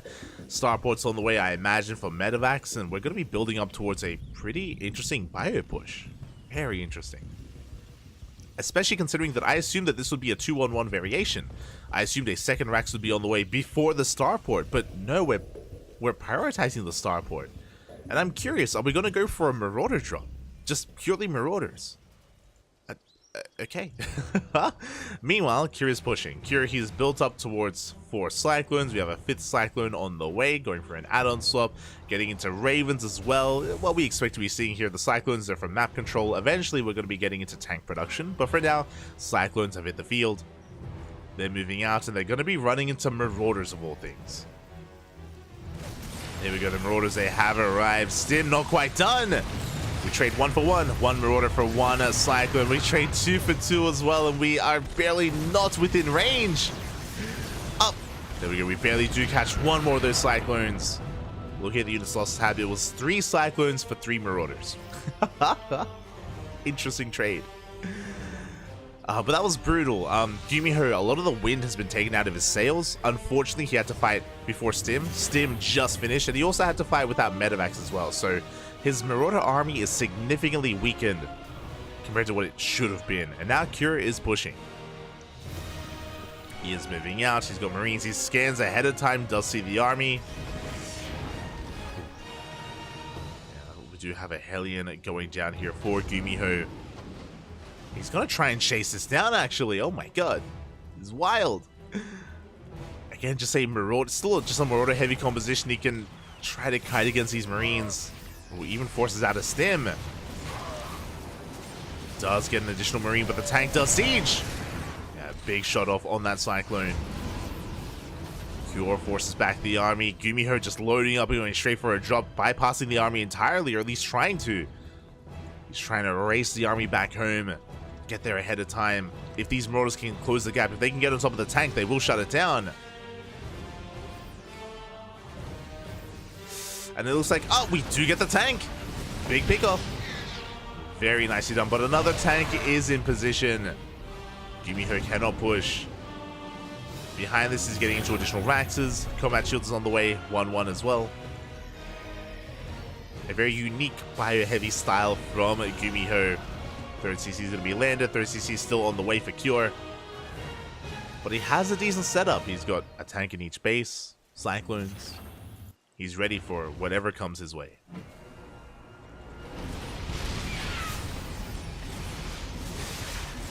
Oh, big disables. Oh my god, we disable the MXD Marauders. They're stuck. There's no way out, and they will go down. A very good cleanup here from Cure.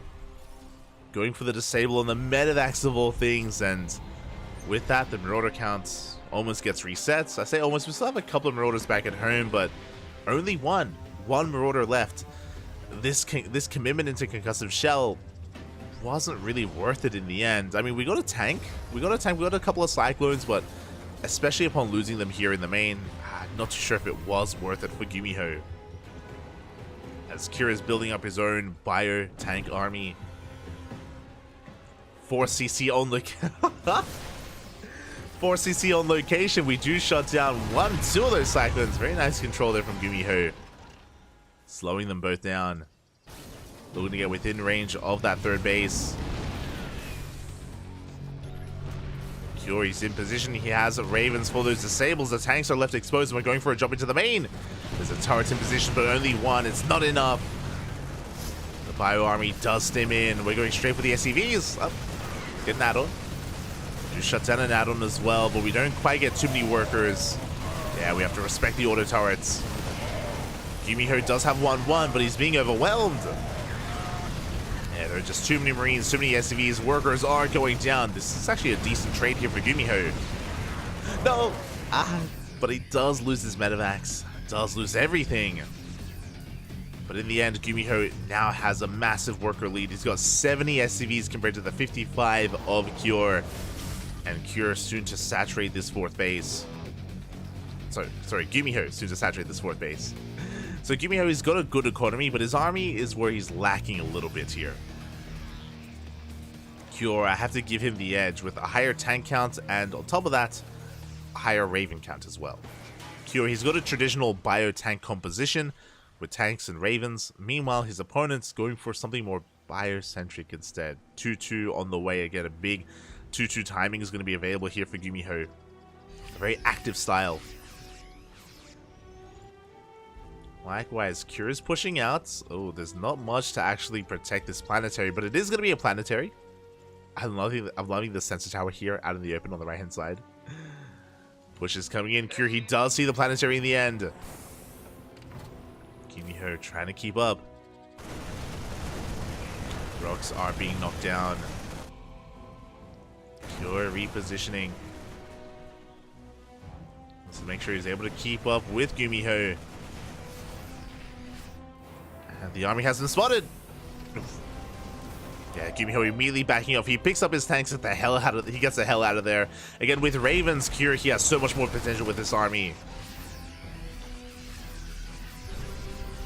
Like 2-2 may kick in for Gumiho, but Cure can break a siege line. Like with these Ravens, with these disables, he can break it. Can bust forward. And there it is. Disables on 2 of those tanks, and Curie stims forward on top of them. Clutch on siege there. Only 1 tank will go down. Oh, did I speak too soon? Oh, I did. 2 tanks go down. We do get the siege. Gumiho coming in for a surround. He collapses on these tanks, and can he break in?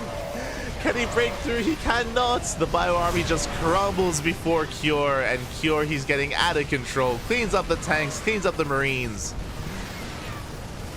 Again, the disables were too good. The tank count as well. Too good for Cure. As this third base has been broken. Oh, the hot pickup. We saved the SCVs. Clutch moves out of Gumiho. He saves his workers. But the army of Cure is not slowing down. He's up in army supply. Getting within range of the production even. Oh, the tank. Tank goes down. Boys are being pulled. Oof. But we cannot commit. Likewise, Cure also has to respect the army, backs off. Waiting for reinforcements, repositioning. Again, getting within range of the production on the high ground. Tank's gonna be going up. Gumiho, he's trying to break through. Gets another tank. But we don't have any Marines. The Marines are running out of steam here. Gumiho is running out of his buffer force. And his tanks are exposed. Barely there aren't enough Marines. As Cure is just unrelenting, continuing his rally across the map. Tank does go down. Vikings being zoned away. We do take down all the medevacs. Medevac count has been reset. Gumiho expanding towards the north even. Kyor still has a lot of momentum. But he does lose another tank. Gonna be landing his 4th base. Kyor up in workers. And it looks like from here the push has ended. I don't know if Kyor can really keep going. He does see the army moving out. Kyor, he stands his ground. Going for a Doom Drop even, and that is spotted by the scan. Oh, with the fake out. Oh my god. He's crazy. Okay, never mind. He changes his mind. He is going to be pushing, and Kyor, he has to race back home to defend against this. No, he's doubling back. Oh god. Is he coming back around? Is he attacking? Is he defending? Yeah, it looks like they're trying to fake each other. They're trying to outposition each other. As Kyor turns back around, the drop likewise comes back home as well. Kyor recognizes that by now there should have been that drop and it just never arrived. He's going to be pushing. Scan does reveal the army. Likewise, sees some of the movement as well, but it's too late. We do drop into the main base. Gumiho is out of position. He's going to try to come in from behind, try to collapse on this army, trying to even catch reinforcements, but in the process, he's losing everything in the main. Rax is going down, and it looks like we're going for a base trade. We're sending everything across the map. Kyor, he's in position. He has tanks defensively back at home. He's ready for this, but here we go. Gumiho coming in towards the 3rd. And he will get on top of this base. This CC is going to go down. Likewise, Kyor, is he turning back around? Does unload on the high ground. Gumiho catching some SCVs. I'm not curious, just going for the natural. Going for the natural base. Meanwhile, Gumiho, he takes down the 3rd. Now he's going to find the 5th and the 4th.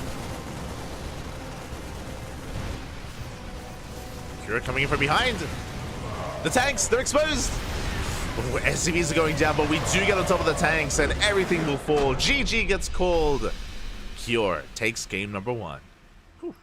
GG. Oh my god. Things got a little bit intense towards the end there, but overall, Kyor, he was able to punish Gumiho as soon as he lost that drop of Marauders.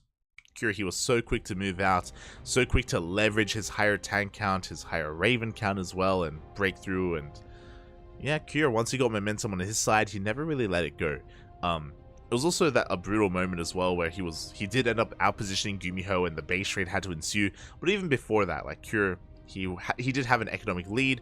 He was up in workers, up in army, up in tanks.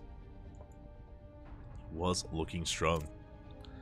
And with that, Kyor takes a lead in this series, and now we're looking to see if Gumiho can fight back. Can we get an ace match between these two players as we load in to Hardlead for game number 2?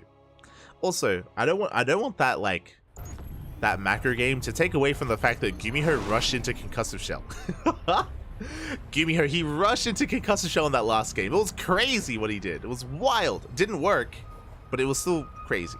and I appreciate it. I appreciate what Gumiho did in that first game. But here we go. We're getting into game number 2. And spawning in the top left-hand corner of Hardlead, we have the South Korean Terran player, the Red Terran, representing Team Liquid. It is Kyor. And spawning in the bottom right-hand corner, we have his opponent. We have the South Korean Zerg player representing Cloud9. It is Gumiho.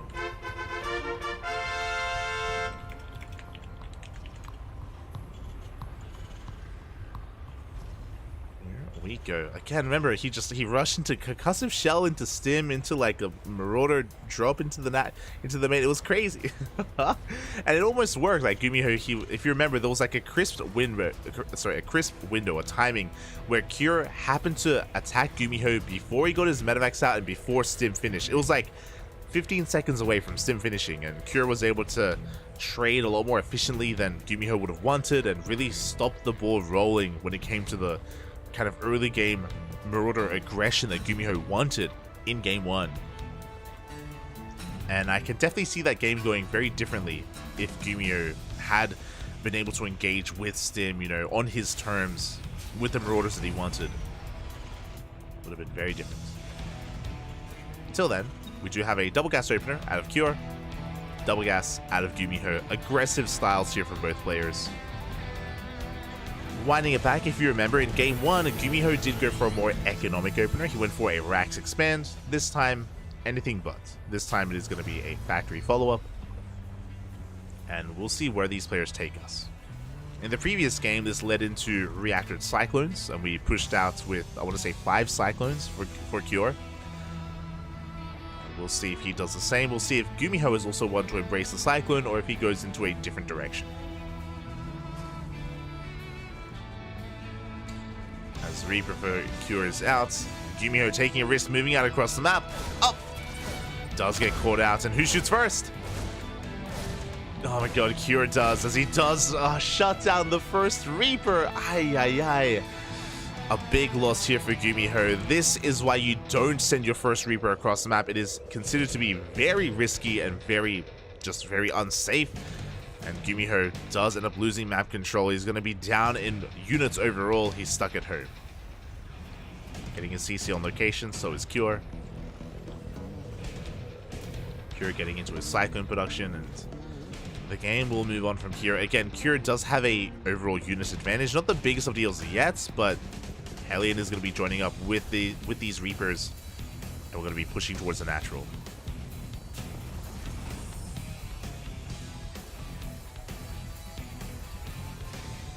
We are going to be threatening that natural base. So far, the Cyclone has arrived. Do you get a lock on? Going to be shooing away that Hellion. Reaper's a dip in the main, but we're in position. Ooh. Reaper goes down. Gumiho does get his revenge and can even chase this down as well. Does retreat though. Not sure if the Hellion was waiting for him. But really good positioning. Really good positioning here from Gumiho. He does deflect the aggression. He does hold on. And behind this, we're getting into a 1-1-1. We're working towards some drop play. Likewise, so is Cure. Now, there's a bit of a difference here. Cure is working towards a Cyclone drop or a Cyclone push. We see Gumiho rushing into a tank drop instead. So different forms of aggression are upon us, but both players, they intend to be active on the map. They intend to move out. One going more Cyclone heavy, the other going more tank heavy. And here we go. We are pushing. Gumiho has to be careful though not to be caught out by those Cyclones. That would be disastrous if the Cyclones caught the medevac. The medevac will go through the center, does avoid those Cyclones. Likewise, Gumiho, he sees the army. Oh my god. Does see the army, does pivot away, and the drop gets into the main. Tank will siege. Likewise, the Cyclone drop also arrives as well. The boys are being pulled. Oh, and this is going to be shut down. We're trading with the SCVs. We are trading with them, but the tank does fall at the same time. Cure is going to be pushing across the map himself. Second tank arrives just in time. Oh my god. Gumiho, he's not done. He's killing more SCVs. The tank, oh my god, focuses down one of the Cyclones. 10 SCVs going down across the map. Gumiho, he takes control of the natural. And he will deflect Cure. This is getting out of hand. Cure doesn't really have much at home to defend. Gumiho is chasing down the army, takes down the Cyclone, and Cure loses control of his entire natural base. Barely has anything left, has one more tank on the way. He just traded too poorly. Oh, the juggling! We're chasing down the Marines. The juggling from Gumiho. He's coming in with another tank. As he's going to consolidate his army. 2 tanks, a handful of Marines are left. A third tank on the way, and we're going straight for the main. We don't even care. He scans ahead of time. He sees the one tank of Cure on the low ground. And we just ignore the tank. We go straight for the production. Auto touch throw down. We're within range. The tank is going to fall. The Raven as well. Oh my god. Yeah, the tank barely does fall towards the end. Gumiho trading so well, unsieging just in time. And he just keeps dropping. He doesn't stop. There's no brakes on this train. Not on the Gumiho train, as he does get on top of the production once again, camping it as best he can. SCVs are being pulled. The tank comes out. Gumiho is forced back. He's forced back for a moment, but he just keeps on going. Raven arrives for an auto turret. Gumiho, he doesn't have the disable, but he has the auto turret instead. Oof. Tanks are going to go down, though. Not the best trade for Gumiho, not this time. Losing 2 tanks for 3 SCVs. But he just keeps dropping. He just keeps going. He can't be stopped. We got a Viking. Yeah, and it looks like this army is going to go down. A rough trade here for Gumiho, losing 3 tanks. This has been a bit of an overextension. Gumiho has lost 3 tanks here for only a handful of SCVs. Cure is still in this, kind of. As I say that he's still in this, like, he's surviving. But the worker count tells the story. Cure, he's down to 38 SCVs. Gumiho has his 3rd on location, his main nodding over. Gumiho, he's been pumping out non-stop SCVs this entire time. He's up 15 workers. He's down in tanks, I believe. No, we have an even tank count. Vikings are on the way. That was one of the big advantages that Cure had, is his air control, and he's soon to be losing that. Cure, he has a lot of catching up to do. Does come across the Ravens at least. We have a Marine drop on the left-hand side. We have a Raven aggression on the right. Harassment even. Vikings will force Gumiho back.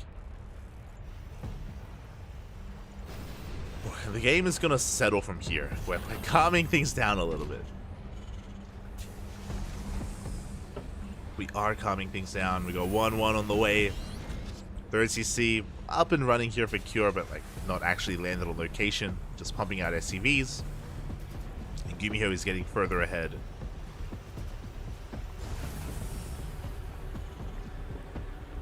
Getting his own productions underway.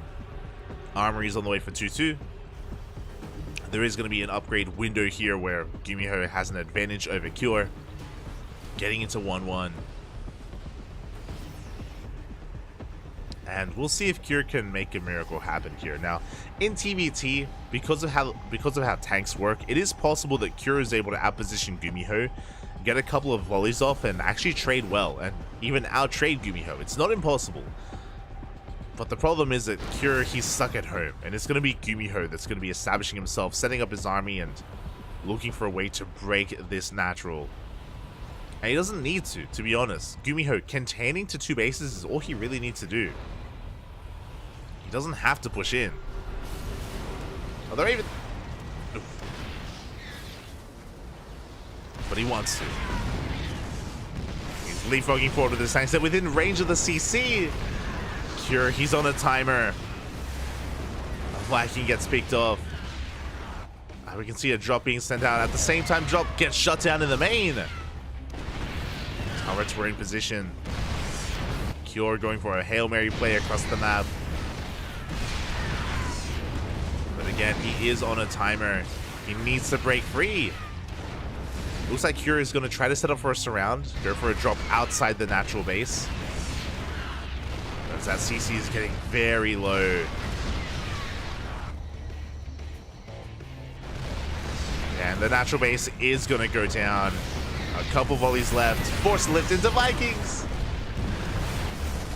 And here comes the army of Cure. He does catch some reinforcements. Takes down a tank. Essentially going for a base trade. The boys are being pulled. The tank is in position. Gumiho holds onto his natural. His 3rd base is a little bit more exposed. Boys have to be pulled once again.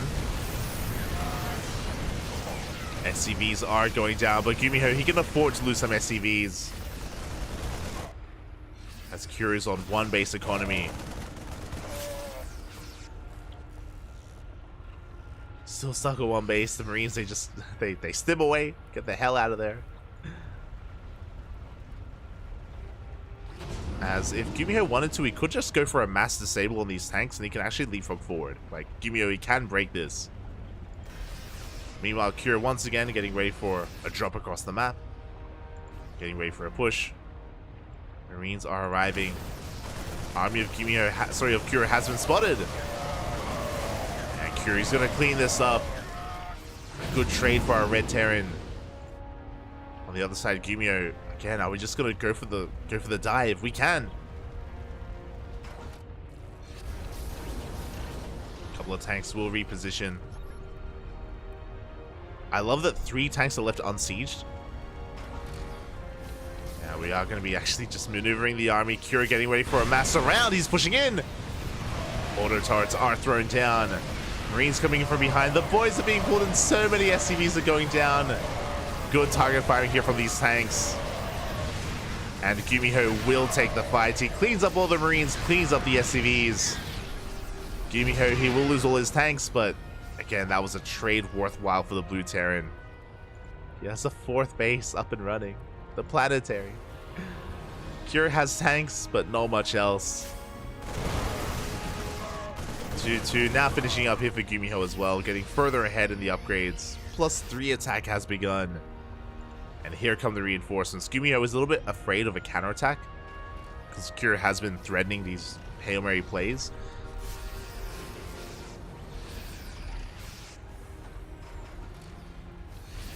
He was concerned. Yeah, and Cure, he does have a lot of tanks available.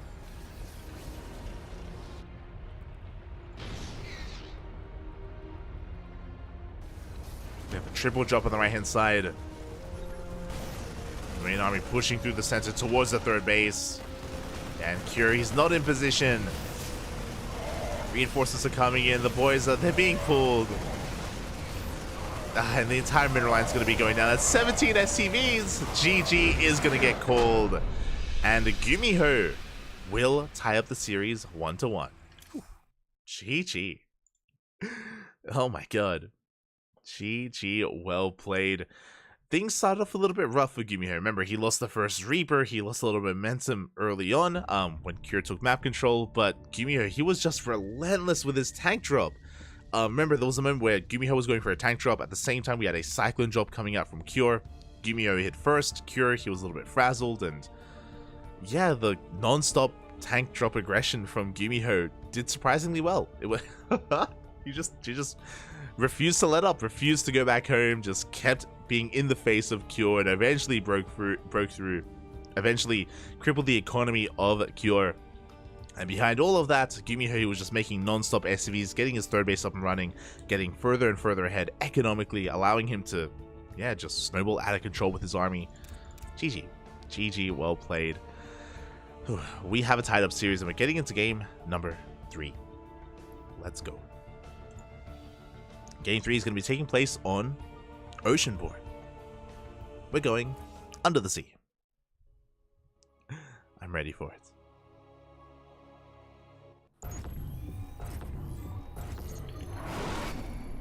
And spawning in the bottom right hand corner of Oceanborn, we have our South Korean Terran player tying up the series 1-1 in that last game. It is Gumiho for Cloud9. And spawning in the top left hand corner, we have his opponents. We have the South Korean Terran player, the Red Terran, representing Team Liquid. It is Cure.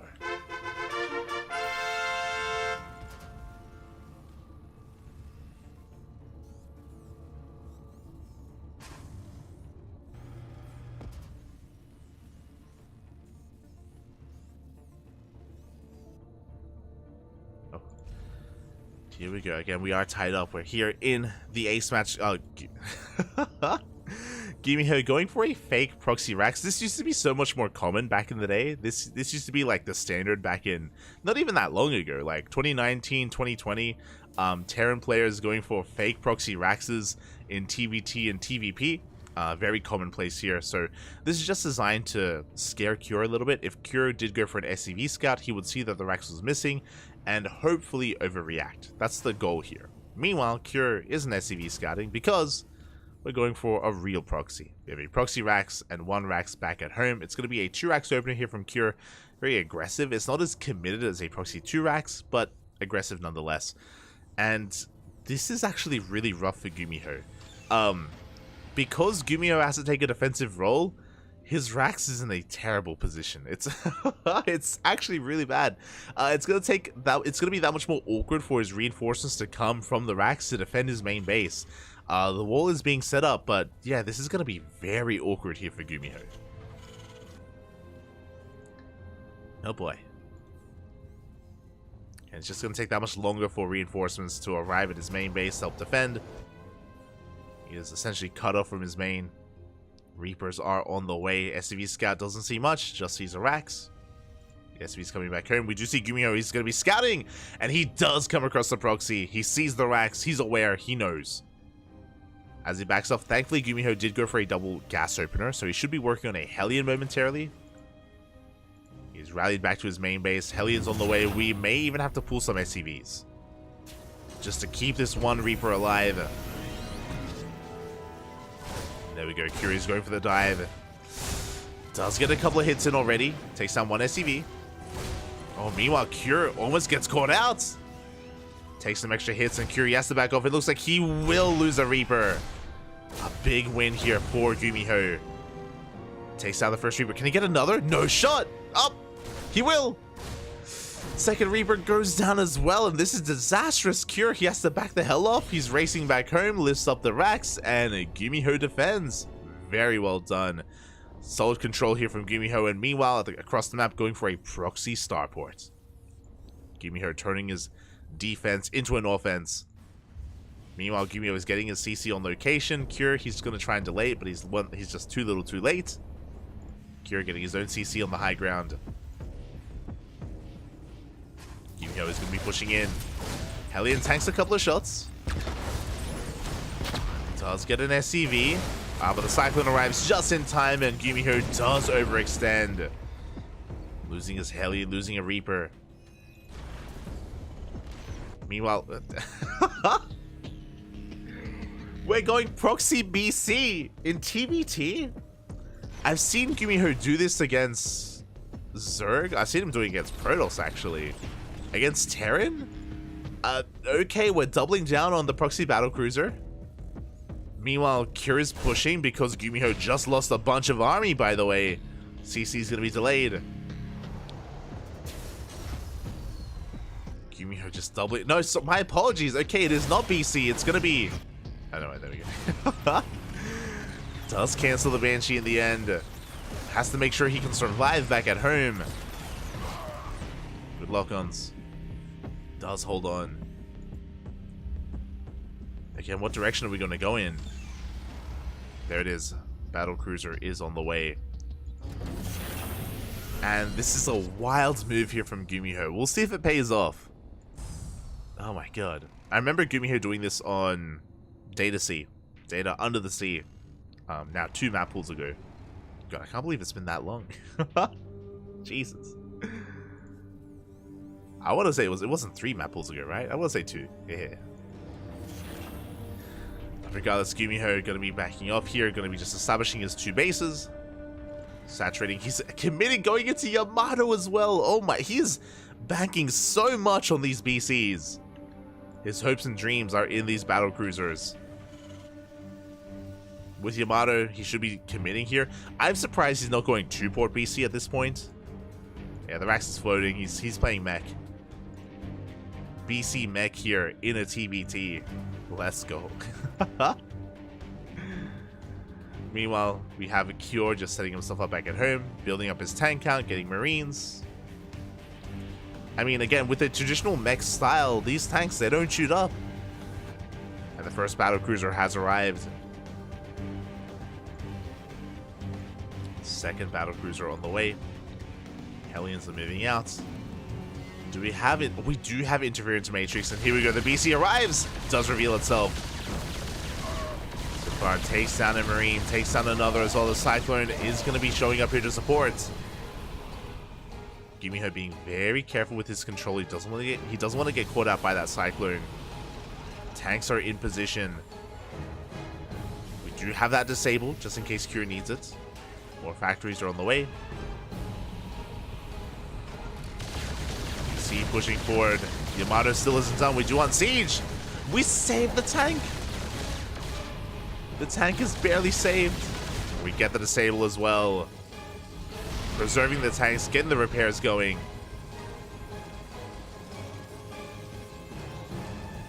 Not the best surface area. This tank is actually quite exposed. Yamato gets up.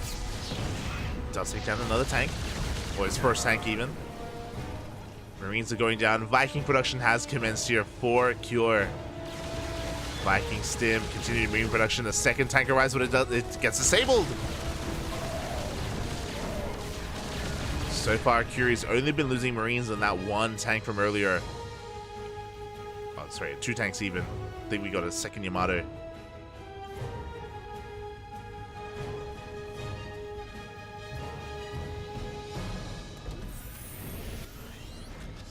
From here, Gumiho, he hasn't really gotten the damage that he's been looking for, but there's still potential. With these battle cruisers, we have those Yamatos.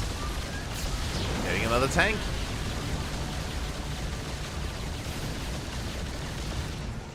Another tank does go down. Cure's third base is denied. Gumiho getting his own third on location. But Cure, because he's been so patient here with his Raven control, with his disables, like he is slowly leapfrogging forward, taking control of this third base. Still has plenty of energy for more disables. But now we are up to 3 BCs. The Viking count getting higher. Gumiho's ground army can't really engage.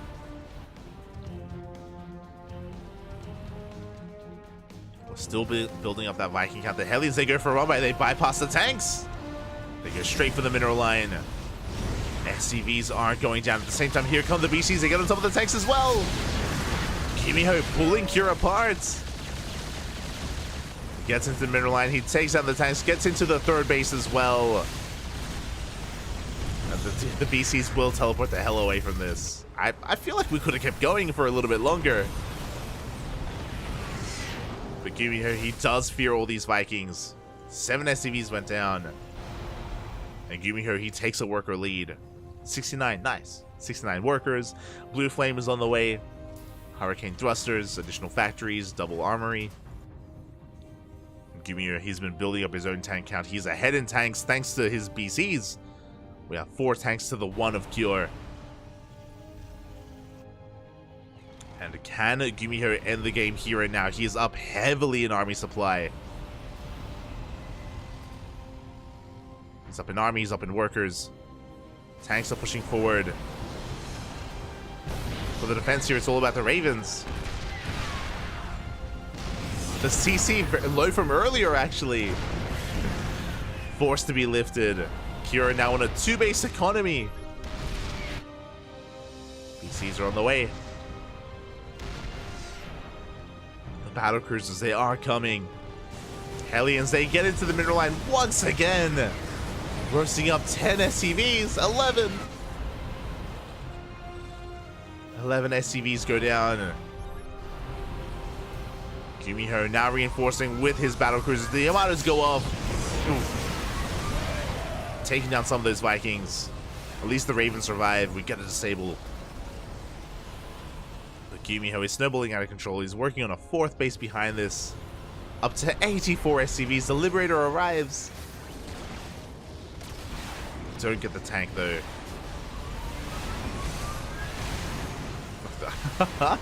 Yamato is denied. Clutch disables here from Cure.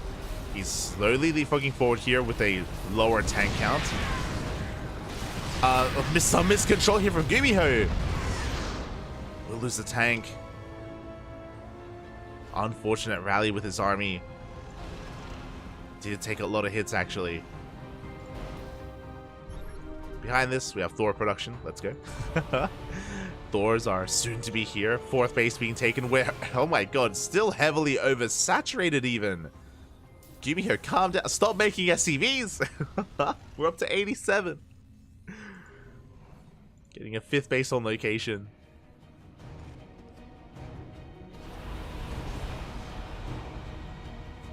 Working on it.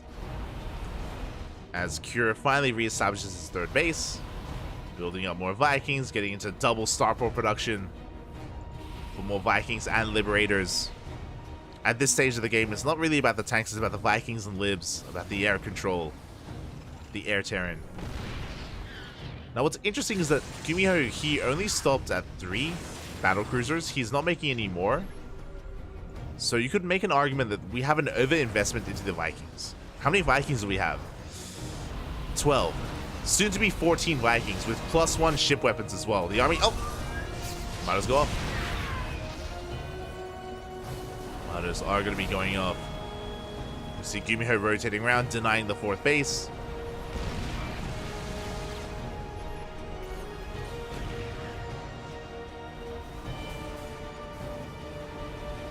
Yeah, I kind of want to... Wait, we're making 6 Vikings at a time.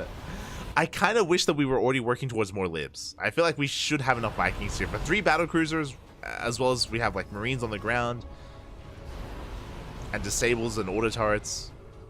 I feel like we desperately need more Liberators here because Gumiho is just hammering down more tanks, more Thors. We're still on 2 libs. We're pushing up the ramp. Out positioning Cure. Solar disables are going down. At the same time, battle cruisers are going to be threatening from the right-hand side. They pull back the air army. We just teleport to the other side to the safety of the Thors. Oh my god. Gumiho. Liberators are repositioning. Again, the Thor's going ham on these Vikings. BCs are going to go down, and Cure is dealing with this. He cleans up the Thors. But he lost 14 SCVs. Oh my god. Cure, he's on the chase. His army is overstimmed. No medevacs. He has a lot of Vikings in his army as well. Cure, this is a subpar Terran army here. And forced to land. There go the Vikings. They have landed. Cure pushing across the map. The boys are being pulled. Can Gumiho hold on? Can he stand his ground? He takes down the libs. Vikings pushing on forward within tank range, but there's only 1 tank. Okay, we stopped tanks to make more Thor. Oh my god. We just doubled down on Thor production, and that was not the right call here from Gumiho. He is being forced back. Another base is going to be going down. Gumiho in a lot of trouble. Again, we need more tanks. Defending with pure Thor. Cure, he has broken free. Tanks are on the way. Gumiho, he still has a sold economy, bear that in mind. As 20 SCVs have fallen. They're pushing towards the natural. Boys are being pulled to repair. Oh, the Thors, they go down to the tanks. And Cure, has he done it? Has he broken through? Takes control of the natural waste. We have some reinforcements heading towards the planetary as well. We still have 2 BCs alive. Oh my god. The battle cruisers, they're alive. Nothing shoots up. No shot. Oh my god. The BCs, they survived from earlier, and nothing shoots up. The tanks are gonna go down. Battle cruisers, they reign supreme. I can't believe it. I can't believe it. Oh my god. Cure was doing so well. He was doing so well, breaking through the 3rd into the natural, clearing up all the Thors. But the Viking count was reset. It was reset, Papi, and Gumiho, he breaks free. Oh my god. These battle cruisers, from the start of the game, the MVPs. Unironically. Oh my god. That was it. That was Cure's moment. He was doing so well. But the BCs, they survived. And Gumiho, he can keep on pushing. He has gone back into tank production. The Vikings of Cure, they are breaking through. These BCs are gonna get the hell out of here. They do fall back. 3 Vikings do survive for Cure. He's still making 6 Vikings at a time. As Gumiho is pushing forward. What army do we have left? We're down to 0 tanks. Cure, he has 0 tanks left. He lost them all earlier, and he can't afford them. He doesn't have the gas. He has Vikings and a bio army. That's all he has left. The BCs are overextending. 1 battlecruiser may go down. Teleport the hell out of there. The Gumiho, he does take control of the 3rd base. Has a tank on the high ground as well to shell away at the 4th. We see Cure setting up for a surround. He's coming from behind. Oh my god. It's not going to work out though. GG gets called. And Gumiho will take the series 2-1, advancing to the semifinals. GG, well played. Oh my god. Let's go.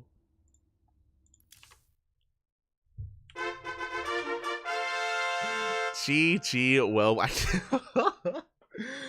Gumiho meticulously taking care of his battle cruisers throughout the course of that entire game. He had 3 initially and only 1 died. He did so well preserving them, and they actually came in clutch towards the end. Like, they actually turned the battle in his favor. They were enough to just defend, to hold on, clean up, what was that, 5-6 tanks, and stop the push from Gumiho. Sorry, stop the push from Cure.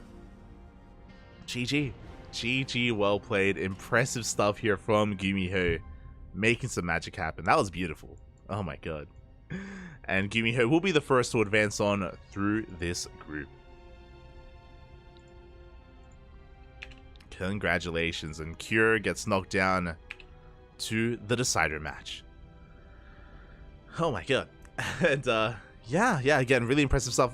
As always, Gumiho, of course, just being very creative with his play style and just, yeah, being so unorthodox with his builds as well. We had a game earlier on Alcyone where we saw him just rush into Concussive Shell, rush into Stim, rush into Marauders, which didn't work well in the end. Didn't work in Gumiho's favor, but we could see the logic behind it. We could see like the ideal where that would snowball out of control. Likewise here, defending the 2 racks beautifully and going into Proxy Battle Cruiser and TVT.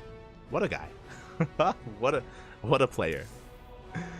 GG. Congratulations to Gumiho, as again, he's the first to make it out of the group, and we are here to determine who is the first to be eliminated from the group.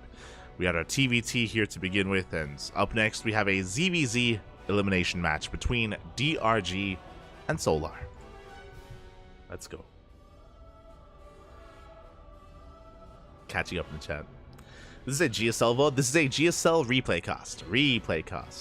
So if you're in the chat, you may have already seen this. These matches did occur a couple of weeks ago. So you may have already seen these on the GSL channel. We are going through the replays ourselves though. I purposefully didn't watch it live because I knew that we were going to be casting it here via replays, and I'm happy to do so. that was great. Some really good matches so far, and yeah, now we have our ZVZ up next. As I quickly do switch over to it. Bam! There we go. Between Solar and DRG. Gumiho, thanks for the show and the entertainment. Yeah. Gumi God, papi. Oh my god. Beautiful. Oh, you're one of Cosmos's boys. Fala galera, papi. Fala galera. Obrigado. Much love. Big shout out to Cosmos. Big fan. I love him. He's beautiful. But here we go. Oh my god, we're going for a 12 pool. Spawning in the top right-hand corner of Solaris, we have the South Korean Zerg player, the Red Zerg, representing Team On side.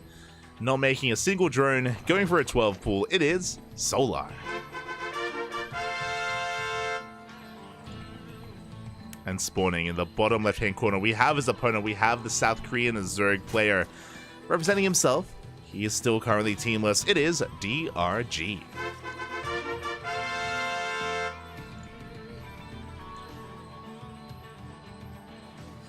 we go. Can we have some aggression coming out from Solar, even sending out a drone as well? Oh my god, okay. We're going for a Spine Crawler here alongside the 12 pool, so very aggressive style here from Solar. Meanwhile, DRG going for a Hatch Gas pool. Standard opener. For the time being, DRG is none the wiser.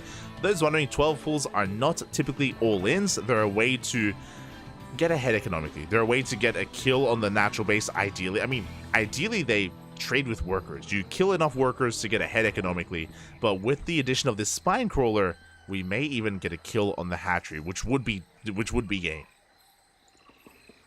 Would be insane if Solar were to pull that off. Here we go. The Lings are moving out. Oh, a drone has been spotted. DRG, he does check the low ground here. He does come across that drone. The Lings are revealed as well by this Overlord. DRG fully aware of what's going on. Spine Crawler's on the way, but this should not finish. It shouldn't be able to get up and running as Lings are on the way. Yeah, and drones are being pulled.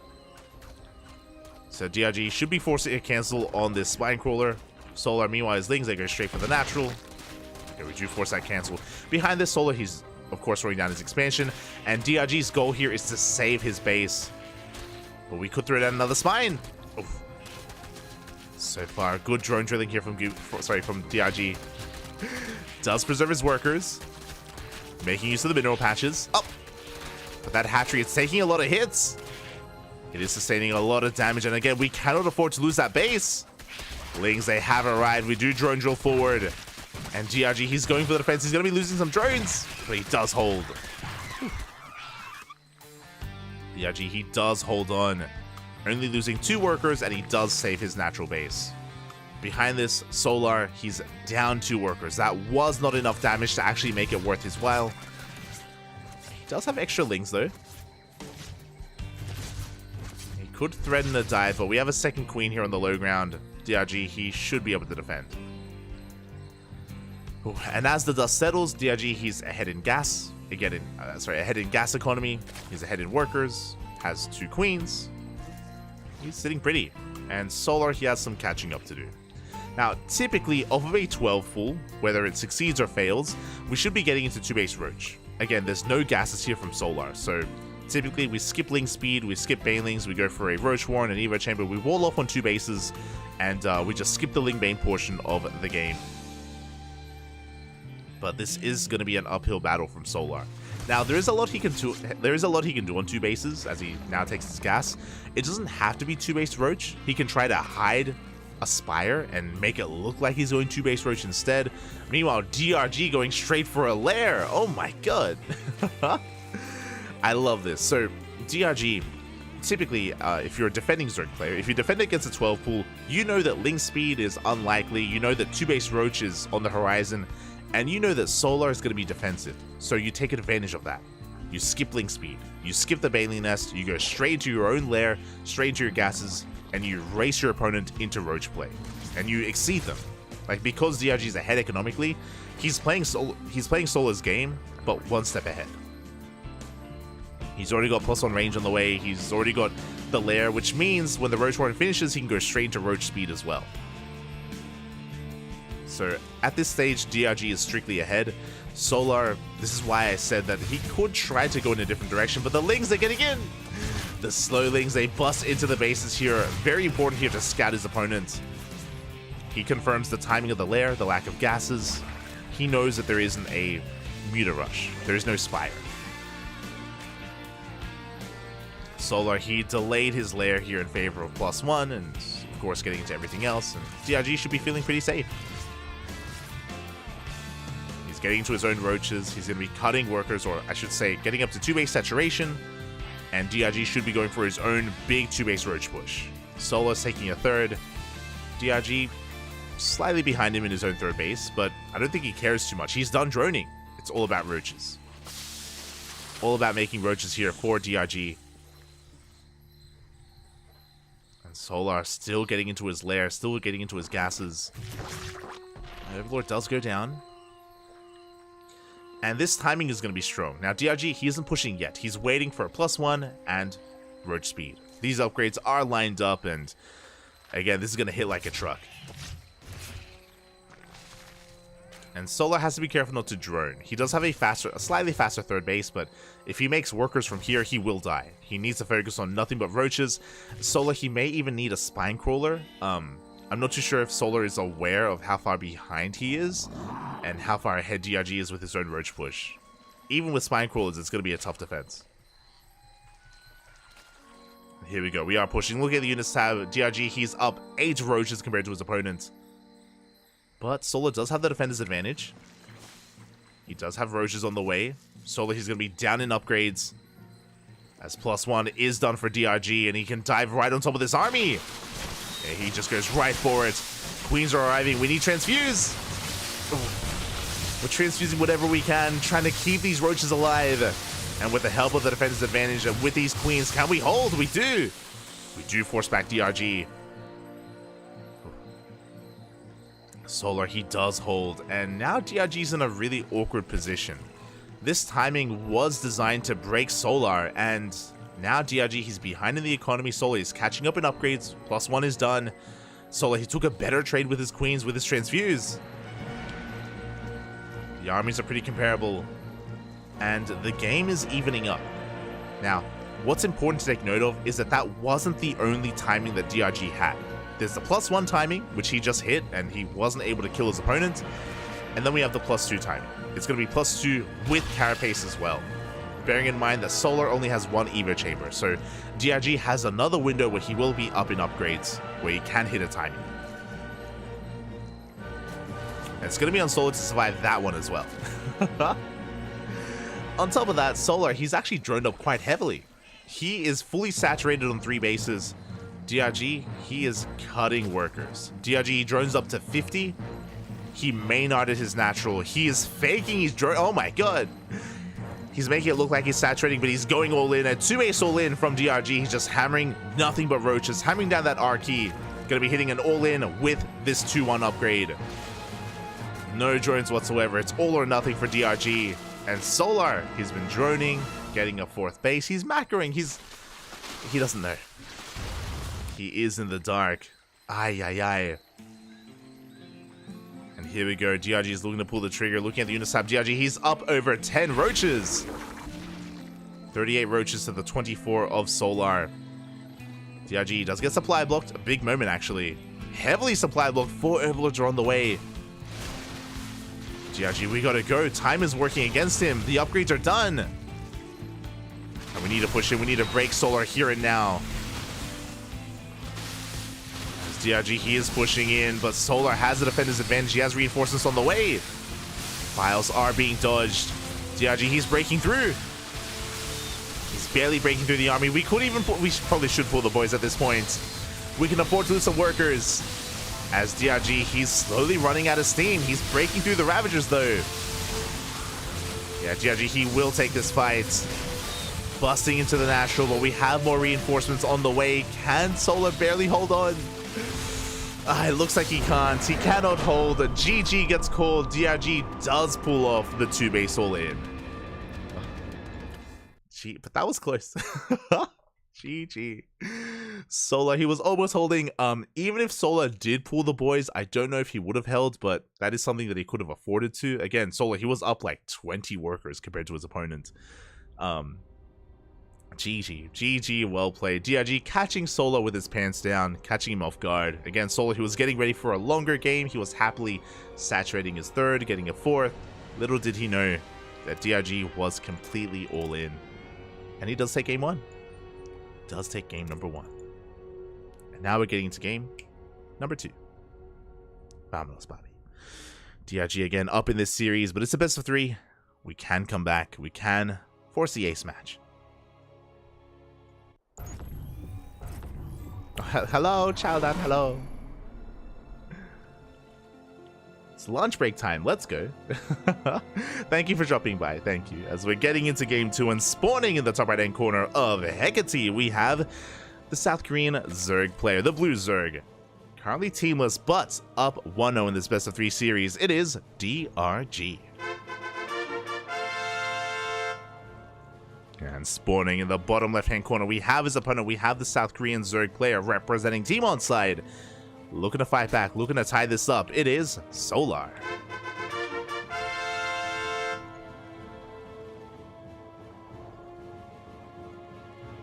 Oh boy.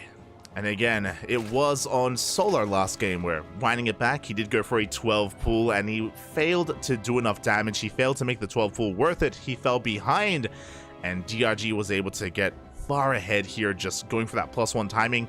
He wasn't able to kill Solar with that first push, but the second push really sealed the deal. I mean, I say a push. It wasn't all in, to be fair. And Solar was lacking that crucial scatting information, wasn't able to confirm the lack of saturation at the natural.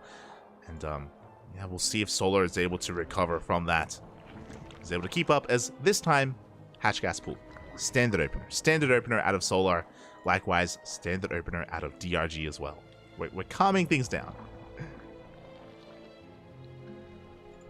We are calming things down here in game 2. And we'll see what kind of direction we go in. Now, because the openers look normal, we should be getting into a third base on time. We should be getting into Banelings and into Lingbane aggression. We'll see if either one of our players decide to wall off on 2 bases. Last game, Solar did that, but that's just because he 12 pulled, and that's typically the correct transition from a 12 pull is to go 2 base Roach. So Solar was kind of forced into that. Meanwhile, here in game 2, again, we can kind of spread our wings and go for something more economic.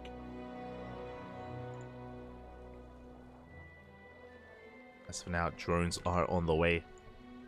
Just saturating our bases, getting our Lings, soon to move out and scout across the map.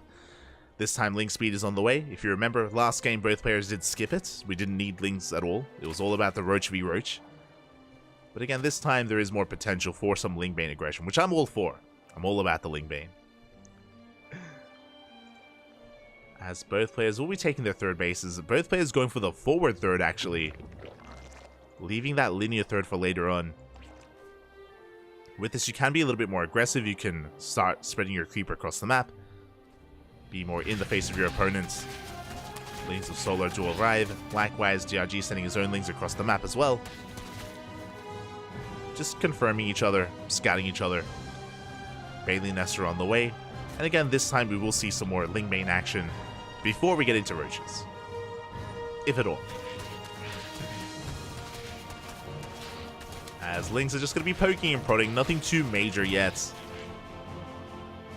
Just making sure that the third base is real. Making sure that it's, actually getting up and running. Ling speed is on the way, and DRG is making an extra wave of Lings, actually.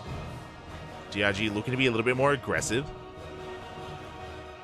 Thankfully, Solar didn't skip his Bailing Nest, so Bailing should soon be on the way. There we go, 1 safety Bailing, just to make sure that we are secure.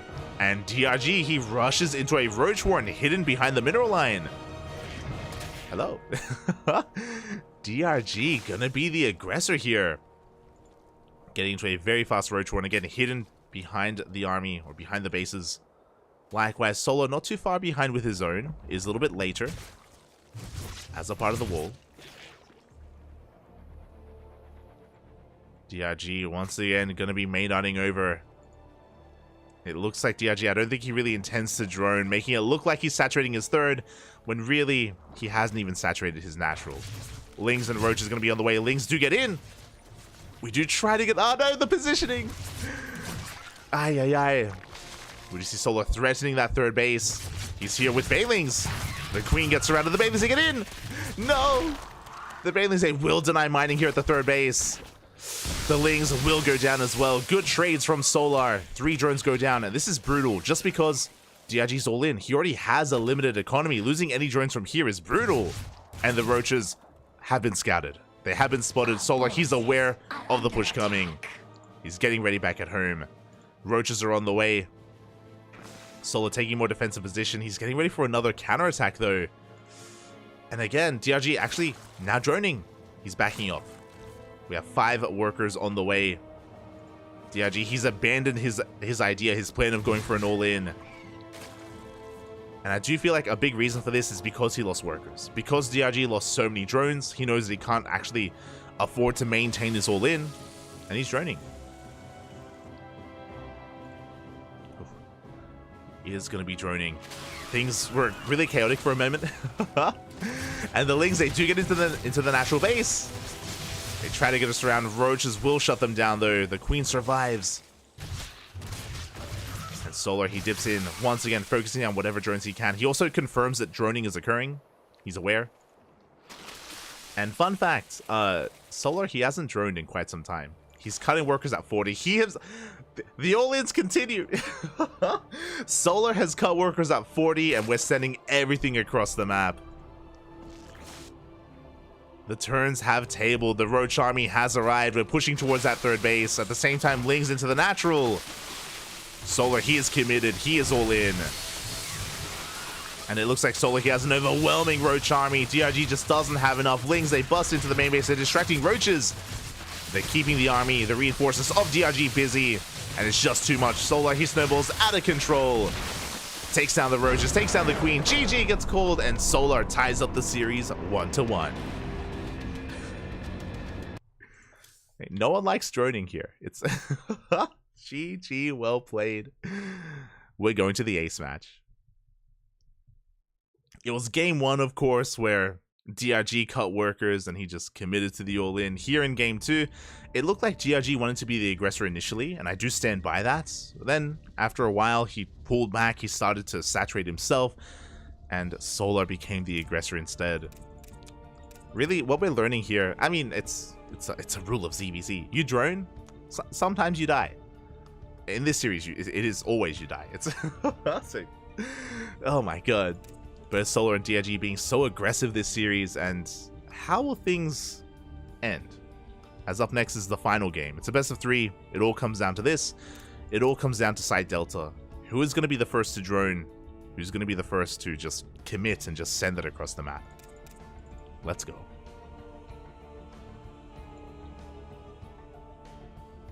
Here we go. First. Hello, Aistan. Bienvenidos, Aistan. Bienvenidos. First, Copian. Hey, you're a couple of hours late. Aistan.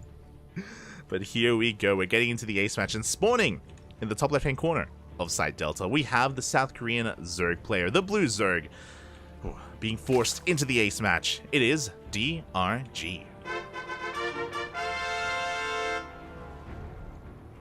And spawning in the bottom right-hand corner, we have his opponents. We have the South Korean Zerg player, the red Zerg, representing Team Onside. It is Solar.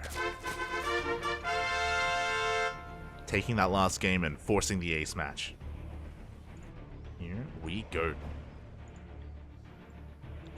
Again, to be fair, in that last game, we saw more of a standard game, at least initially. You know, we went hatch gas pool into a third base, into a Bailey nest, into some slight Ling Bane aggression, but it was after that. It was when it came to saturating the third. Well, neither player wanted to saturate that third base, and we just doubled down on aggression. Are we going to get into the mid game? We haven't really seen a proper back and forth mid game here. We haven't seen both players saturate their thirds yet in this series. Will they finally do it here on side delta? Probably not. Probably not. Probably just going to double down anyway and just end it in 5 minutes, but I'm here for it. I'm ready for it. Show us what you got. For now, hatch gas pool. Hatchery into the gas geyser, into the spawning pool. Standard opener from Solar and standard opener from DRG as well. Everything is looking normal for the time being. Everything is looking sane. Oh, we're calming things down. Just a little bit at least.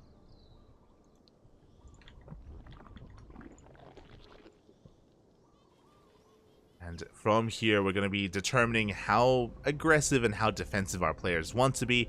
We're on side delta. This is a good map to go 2-base roach or 2-base play in general. This is one of the few maps where there's a ramp coming into the natural. This is a rarity in the new map pool. This used to be more of a standard feature, but in the new map pool, it's only side delta and Radisson Station that have a ramp, which means you have the high ground, this point of elevation, this defender's advantage, or even a boosted defender's advantage as a result. Which is why we've seen quite a lot of 2-base play on side delta, not just in this matchup, but in other matchups as well. So that is something to bear in mind. It's something that we could try and do. But for now, Solar, he's going for his third, and DRG should be doing the same. There we go. Drones are moving out, third bases are being taken. So again, so far everything is looking as it should. Hatch gas pool into a third. We should be seeing some Bailey nests momentarily as well. There it is, Bailey nests are on the way. Solo going to be applying some pressure here at the third, but just going to be nibbling away at the hatchery. Not really looking to overcommit. Is going to back off, and Solar should be throwing down his own Bailey nest soon. As it is going to be held off for a little bit here. Curious. As Lings have arrived, again, DRG doubling down. Both players actually doubling down on Ling aggression. We do see Solar, he's cutting corners. He is skipping the Bailey nest. Bold move. Bold move here from Solar. He's skipping Bailey's, going straight into Roaches instead. It's going to be Ling Bane from DRG and just pure Ling from Solar. As he's going to be racing across the map.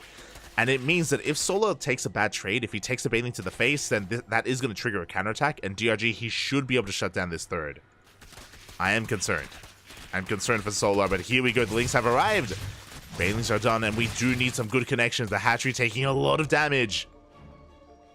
Hatchery does take a lot of hits. Solar puffing up his chest. DRG, he's droning. He doesn't know. And Solar, he goes straight for the third base. Going straight for the Hatchery, and he will get a kill. Oh my god. The third base goes down. And DRG was droning. He wasn't making any army units, so he isn't going for a counterattack, which means Solar, he has gotten away with skipping his Bailey nest. Roaches are on the way. Lings got into the main, just getting a scout. DRG now going for his Roach Horn. He is behind when it comes to tech. He's behind when it comes to economy. DRG, he may be up in workers, but again, he can't make use of that third base. And here comes Solar, going for the 1-2 punch. He got a kill on the third, and now he's coming in with the Roaches. And there's no answer. Roach production just now commencing here for DRG. We get on top of the third again. The third is going to get surrounded. Roaches rock up as well. And this third base is going to be cancelled for a second time. Well, first killed, second cancelled. No! Oh my god. We do get the cancel just in time. The Roach push is still upon us. The Banelings looking for some connections. Do get us around. A couple of Roaches do get picked off. As I say that, they survive. Not like this. Good control here out of Solar. Morphing in those Ravagers.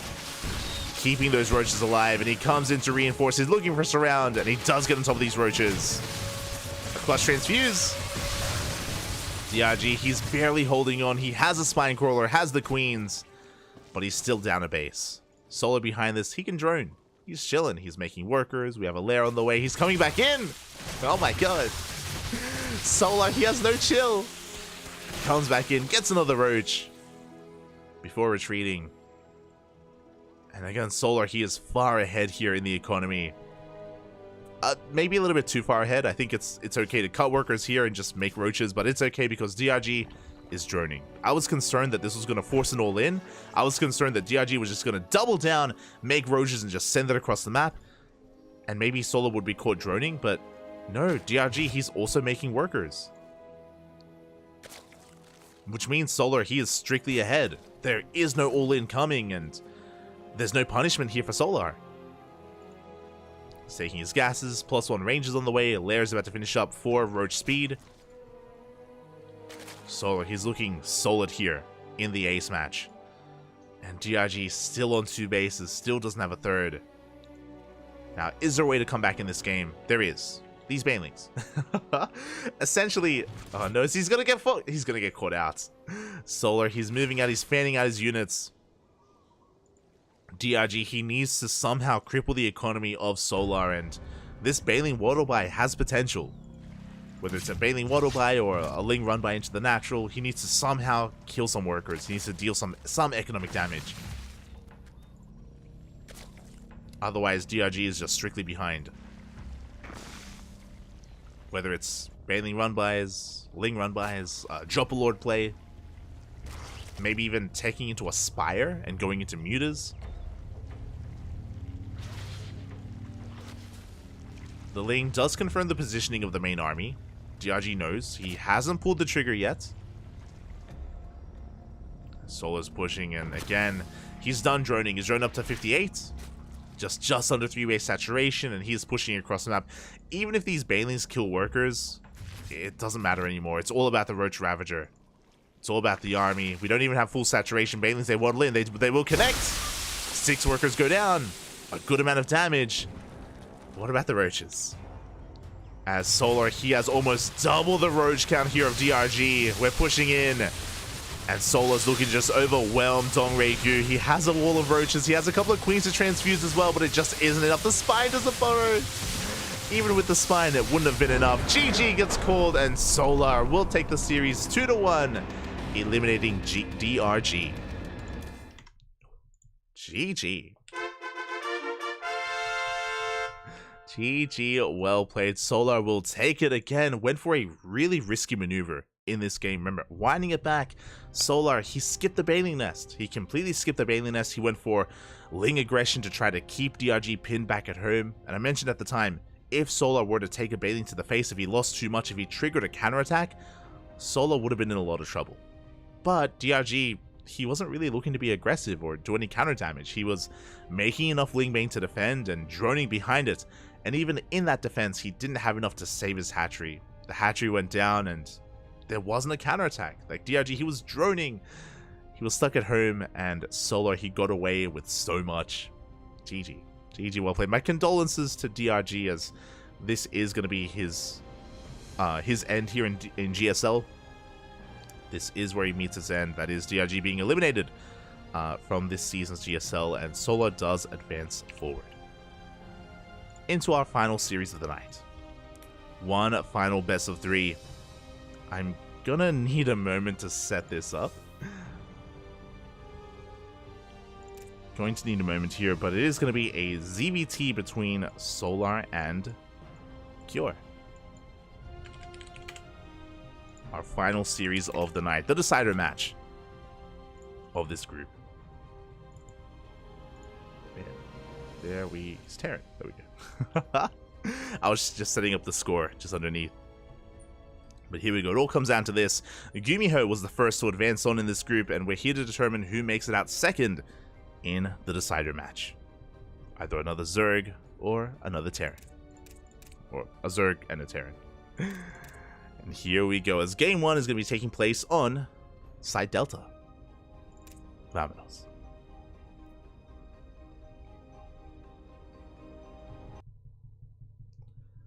Here we go. Again, we had to go through the mirror matchups to get to the juicy ZVT at the end of the group, at the end of the tunnel. It's beautiful. And spawning in the top left-hand corner of Site Delta, we have the South Korean Terran player representing Team Liquid. It is Cure.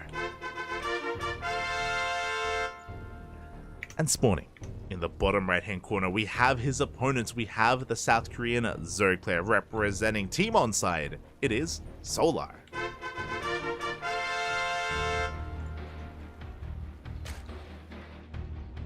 Here we go.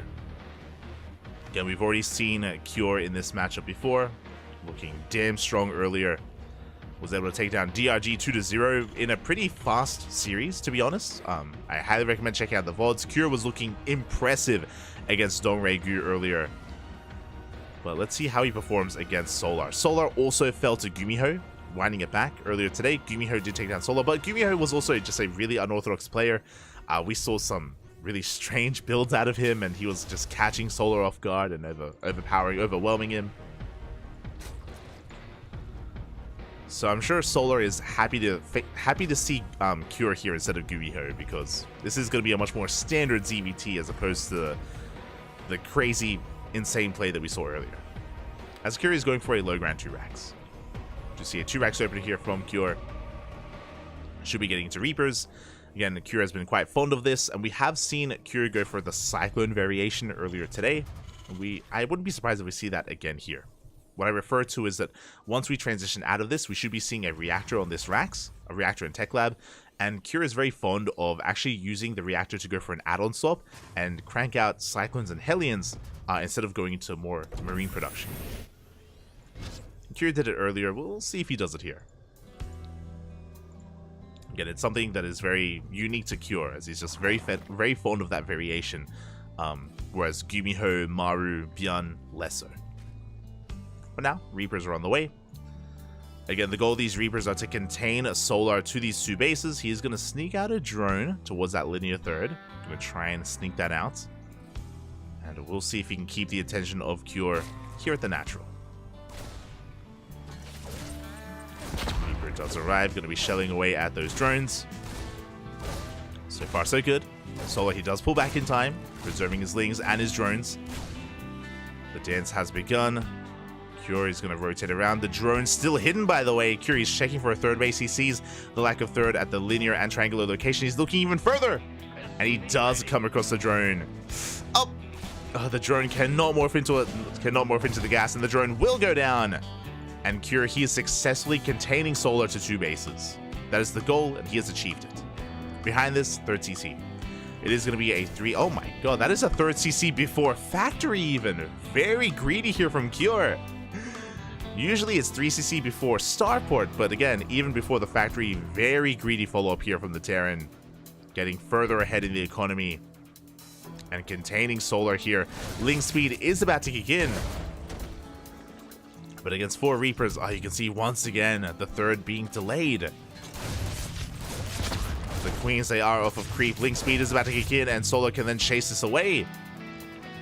And Cure is aware of that. He's aware that Ling speed should be finishing up soon, so he gets the hell out of there. He backs up. And Solar can finally expand, but this is a very late third from our Zerg player. Back at home, we're not going for the add-on swap. We have Stim, Marines on the way. I'm pretty sure a big reason for this is because of the faster CC. Again, very greedy play here from Cure. And he's not being punished. There is no punish for this. As Solar, he's just droning as much as he can. I wouldn't be opposed to Solar taking a faster 4th as well, just because of how late this 3rd is. But we'll see.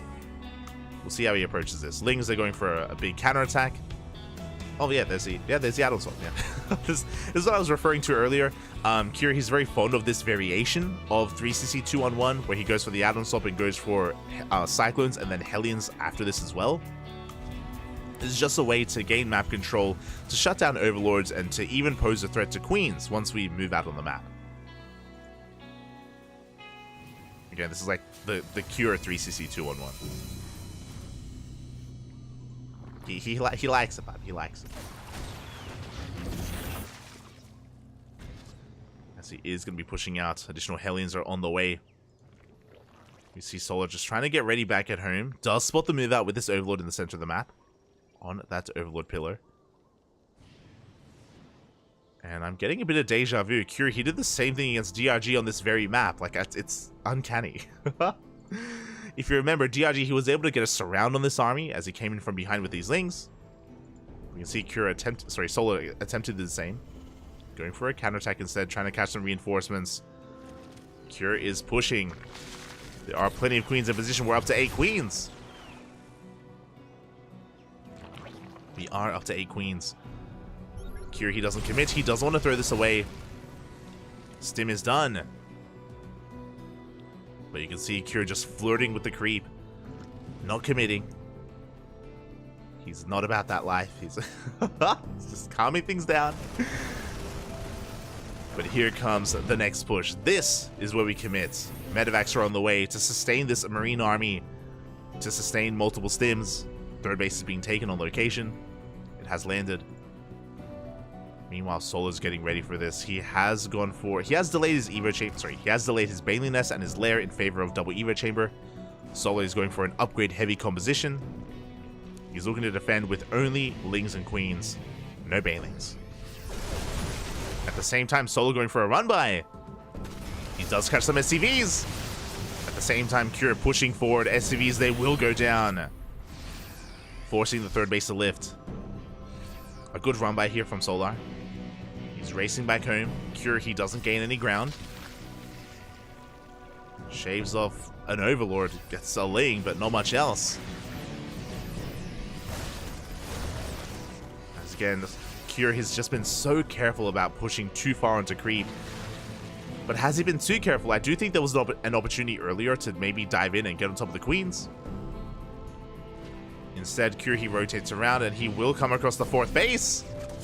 Yeah, we do have the stim, but Solar's looking to collapse on this army. Yeah, he's looking for the surround. It doesn't quite go for it. Does pull back. Back at home, Cure is getting his 3rd base back up and running. He is getting it saturated. Banelings are out. 1-1 is about to kick in. We go for the surround. Solar, he comes in from behind. We'll collapse on this army. We save some Marines, but we lose everything else. A big moment for Solar. He doesn't just clean up the army, he protects this 4th base. It's still up and running. But Cure, he is quick to reinforce. Solar backs off. He thinks that the aggression is over, but it's only just begun. It's Cure. He's reinforcing with tanks. He kept most of his Marines alive. And the positioning here is brutal. He has the high ground. Shelling away at this army. Banelings are going down. 1-1 is about to kick in for the Terran. At the same time, Solar getting ready for another surround. He has Lings waiting behind the army. He's going for it. He's going for the collapse. Good target firing on the Banelings. Oh my god, the Banelings are getting annihilated. But they break through, they get on top of the tanks. At the same time, the Marines, they stim on top of the Queens. But it looks like there is too much Zerg. It looks like Solar will defend. Did lose 2 Queens, but cleaned up the tanks. And once again, he saves the 4th base. And now he can spread creep. Behind this, oh my god, Cure, he's not slowing down. Cure is up to 7 Araxes back at home, 8 Rax on the way. This is a 3-base all-in from Cure. No gases here at the 3rd base. Workers are going down as well. Cure, he is committed. It's all or nothing for Cure. We gotta go. Again, Cure is only on 1 factory, hasn't taken his gases, gone up to 8 Raxes. This is a 3-base all-in. It's all or nothing. And Solar, he just needs to survive. Easier said than done. The hatchery taking a lot of hits. Is saved, is transfused. Once again, good target firing on the Banelings, but the tanks will go down for a second time. Big connections here on top of the ramp. The tank! We do get it. Solar, he's barely surviving. We have a hive on the way. 2-2 is about to kick in. The creep here is lacking. Solar, he's desperately been trying to spread that creep.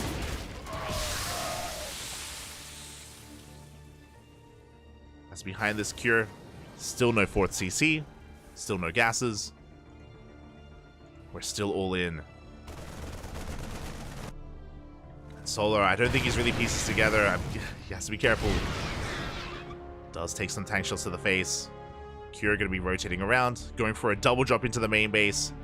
A push towards the 5th. And the drop comes in. Solar, he's out of position. He is out of position. Does pull away with those workers. At the same time, Cure, he's moving towards that fresh hatchery. And Solar's waiting for him. A good cleanup here from Solar. He does deflect the double drop, but he goes into the 4th. Once again, Solar not where he needs to be. Drones go down. The hatchery is exposed. And we do get the 4th. Hatchery goes down. Good pickup here from Cure. And he's not slowing down. Again, completely all in. The aggression should not stop for Cure. He needs to keep going until he breaks Solar. And he almost has. Solar with very limited creep spread. Very limited vision. And Cure, he's getting a bit out of control here. The tanks, the libs are all sieging up. And Solar, he gives up on his new 4th base. He's down to 3 bases. Drones are going down. Solar, he's bleeding out too much. He's trying to retake control of this southern base. Going for a big link counterattack at the same time. Going for the mineral line. And he will get SCVs. At the same time, the Banelings! At the same time, the Banelings, they do push forward. Decent connections. Decent connections on the Marines. Back at home, 8 SCVs go down. Solar, he's catching reinforcements. Does catch a good chunk of Marines, forcing Cure to back off. Solar causing some chaos, but Cure, he's still up in army supply heavily. The double drop comes back in. Solar trying to keep up. We have an Ultra Cavern done. Oh my god, that's wild. Trying to defend with Lingbane into Ultras. Vipers are on the way as well. Can Solar hold on? Again, he's still down in army supply. The Vipers, they will help dealing with the medevacs with parasitic bombs. They can also blinding cloud the tanks. Solar, he can take a fight. Unfortunately, just very limited creep spread. A very limited way to engage. And here we go. Solar, he's pulling the trigger. He does go for some yoinks. A couple of tanks going to be going down. Not a bad trade for Solar. But there are just so many Marines behind this. And there's no answer for the libs. Yeah, we need to yoink them forward. 1 lib goes down, but more have arrived. Ultras are on the way, but against this kind of army, I'm not convinced. Against lib tank? Ay. Solo going for another run by, but he is just being forced further and further back into his 3rd base. He's going to try to break free. Yoinks more of these tanks and libs, but there are just too many Marines. We have the man with gun. The Marine army just stims on forward. A good spread here against the Banelings. Ultras, they try to close the distance, but they're kited into liberation zones. The freedom has arrived. And there's just too much freedom. Oh, we do take a baiting to the face. We come in for a surround. The Ultras, they're getting on top of the Marines. They will clean this up.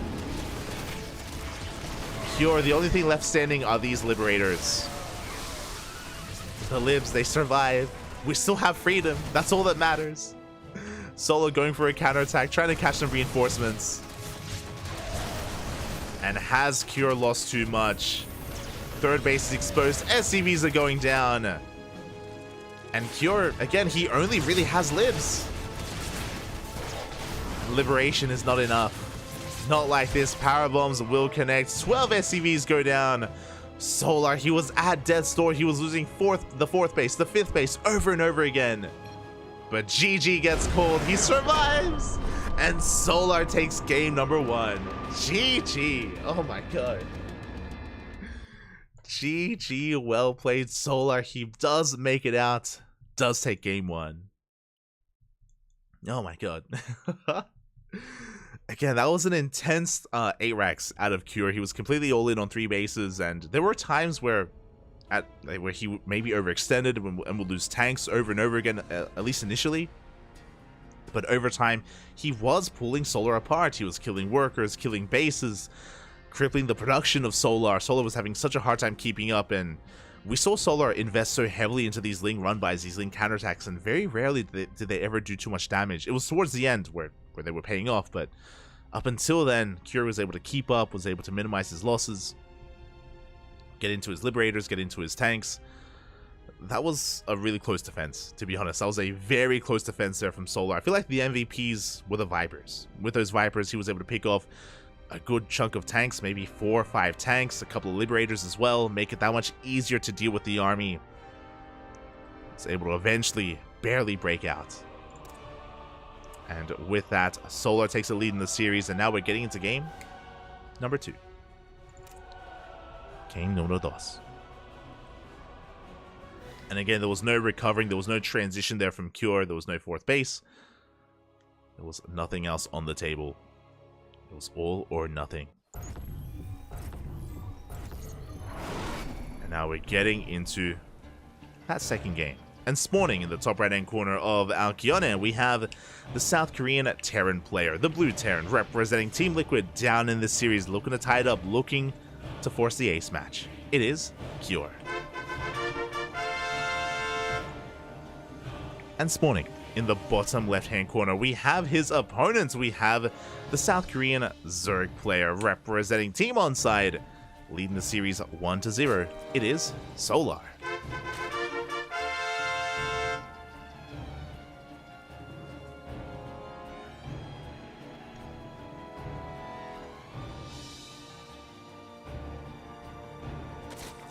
We go. As Cure once again is going to be going for that low ground 2 racks, which did well for Cure. Winding it back here at the start of game 1, Cure was able to successfully contain Solar to 2 bases for quite some time. Was able to force a cancel on, get a kill on the first drone and even get a kill on the second drone as well. We'll see if he can replicate that. As for now, Solar, he's going for a hatch gas pool opener.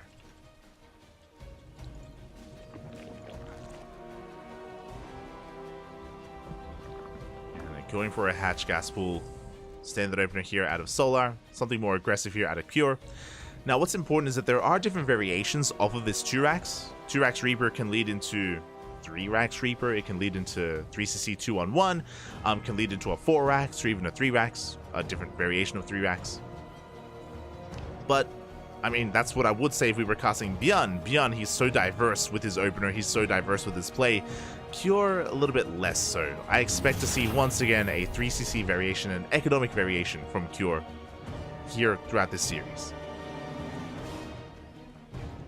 Cure, he's a little bit more one note in ZBT compared to some of these other players. I mean, I say one note when it comes to his openers.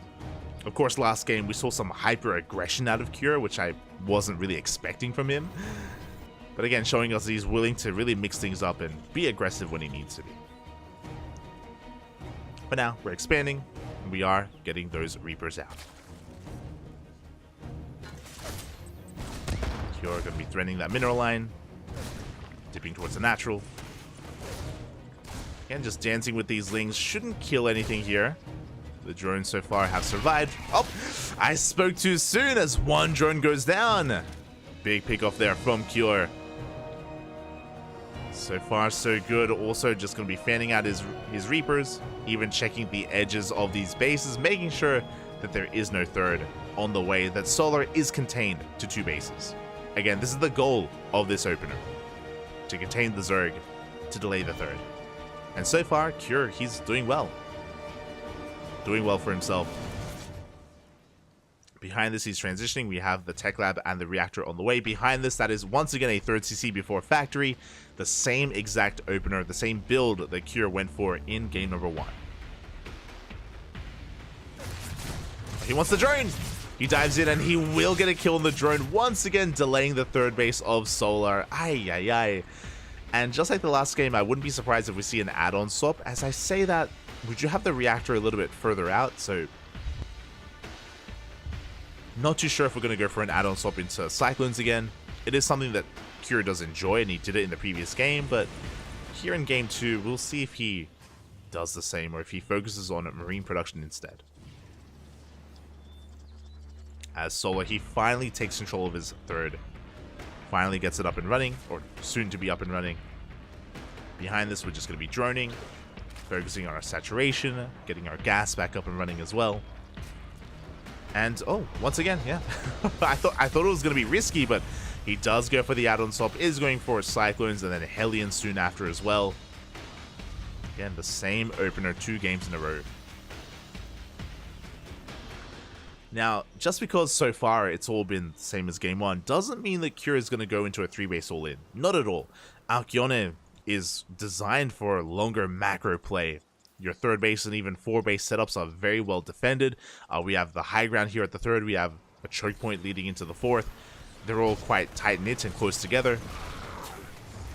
Cure should be looking to go for a longer macro game, which is what we saw from Gumiho earlier today.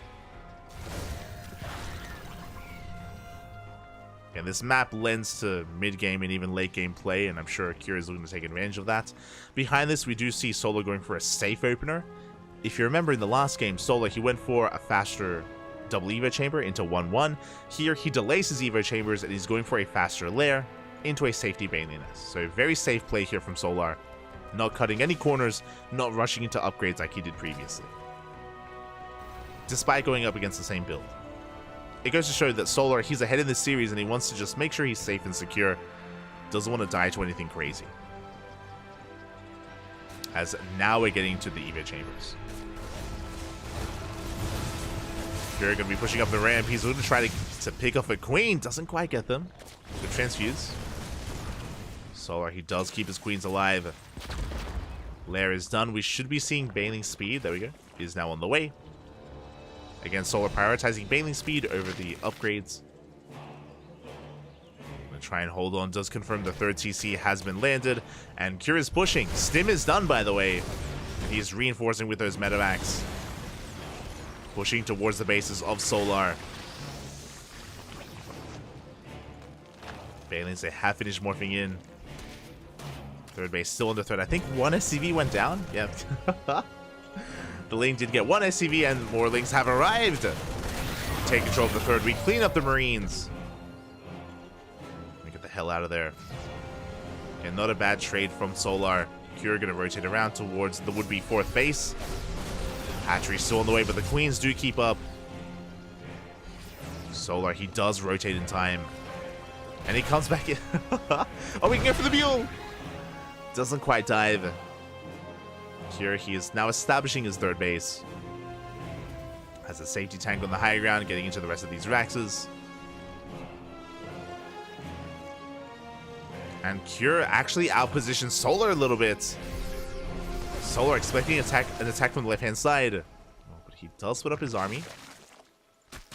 There's Lings on the left, Banelings on the right. And we are getting into a very fast infestation pit. Okay. With that, we can get into fast Adrenal and get into Vipers as well. So taking up quite quickly here is Solar. Could even rush into Ultras, which I'm not too fond of, but it's on the table. especially with those melee upgrades. Curious to see what kind of direction Solar does take us in. Behind this, we have more reinforcements on the way. There it is, we're rushing into that hive. Cure doubling down on the aggression here. Gonna be rucking up with those tanks. Well, they have been spotted. Tanks are getting in position. Solar getting ready for a big counterattack. When it looks like Solar, he may just have to give up on this base. Yeah, across the map, he does get into the mineral line. Hatchery is going to be going down. At the same time, Bailey's, they do crash into the Marines. Oh my god. A big chunk of Marines go down. SCVs are falling as well, but at the same time, Solar, he holds onto his hatchery. Barely. He's barely holding on. He's going to chase this down. He collapses on the tanks. And he will clean this up. The tanks as well as the bio army. Oh, we do have some more Marines left over.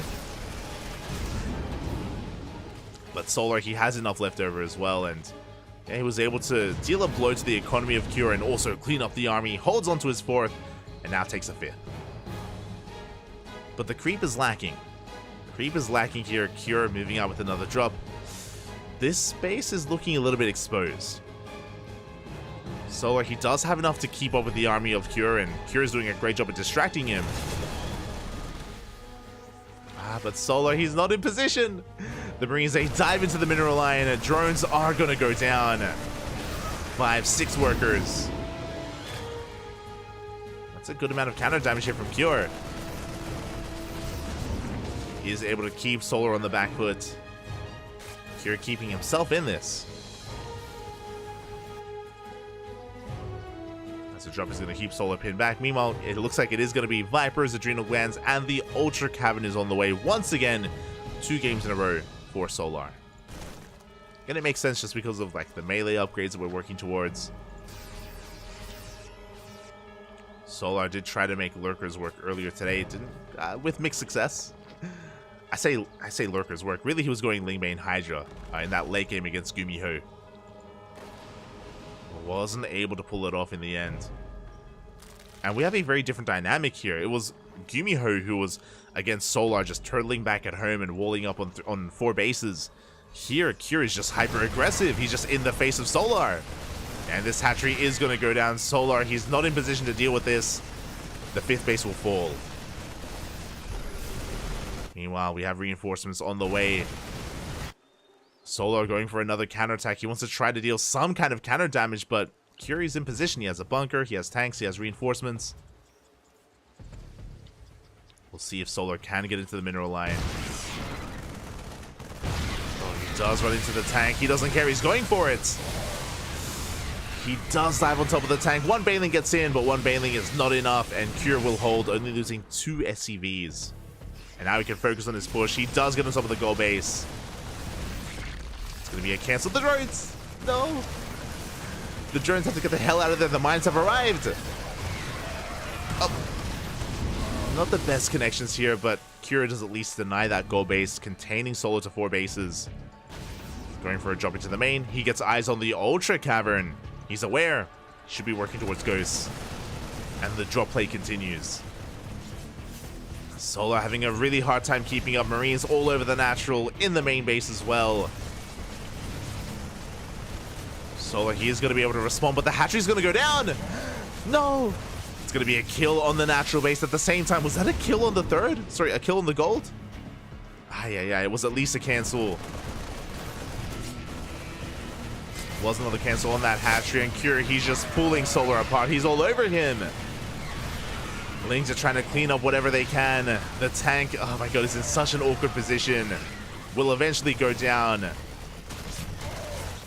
But Solar, he's just being pulled apart. He's down in workers, he's up in workers, but down in bases. Down in army, the Ultra! The Ultra will fall as well, and Curie snowballing out of control. Again, this army cannot be dealt with. Solar doesn't have enough, not anymore. And now Cure's working on the 4th base. GG gets called. Cure ties up the series 1-1, forcing the ace match. GG. GG, well played. Kira having a very different approach here compared to Gumiho. Again, it shows how different these players are, where in the last series, Gumiho, he was just turtling, he was walling up on 4 or 5 bases. He just gave Solar the map essentially. Gave him so much map control, and Solar, he was able to be the aggressor instead. Kira was just constantly in the face of Solar. At times was struggling, at times he was losing a little bit too much. But because his defenses back at home were so solid, he could get away with it. He could just be in the face of Solar constantly. There were a couple of times there where Solar was trying to go for these run-bys, trying to go for these counterattacks, but yeah, this time Kira, he was able to keep up with it. I mean, very similar to Game 1. It was the same story. Towards the end of Game 1, Solar was getting damage done, but here, Kira was that much more solid, and he is going to force Game 3. The final game of this series, the final game of the night, because it all ends here. One player advances on, the other is eliminated from GSL. Let's go. It all ends on Solaris.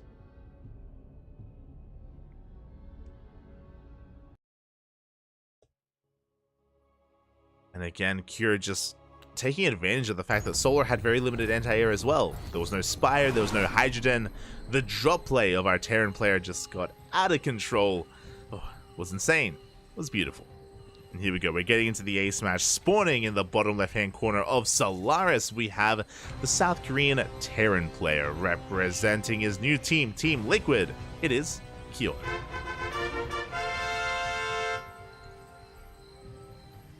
And spawning in the top right-hand corner, we have his opponents. We have the South Korean Zerg player, the Red Zerg, representing Team Onside, being forced into the ace match. It is Solar. I think the other thing to bear in mind as well is that last game, Kira, he wasn't 8-raxing. Like, he wasn't going for an 8-rax all-in like we saw in Game 1. Kira, he was just being hyper-aggressive, yes, but he was also expanding behind it. He was transitioning, working on that next step. And instead of going for these big frontal assaults, which is what 8-rax is lend towards, instead we just had constant drop play out of Cure. And yeah, just a really good way to take advantage of a player that is rushing into ultras. You know, rushing into Hive Tech into ultras, who's avoiding anti-air, who's avoiding the Spire and the Hydrogen. Really well done there by Cure.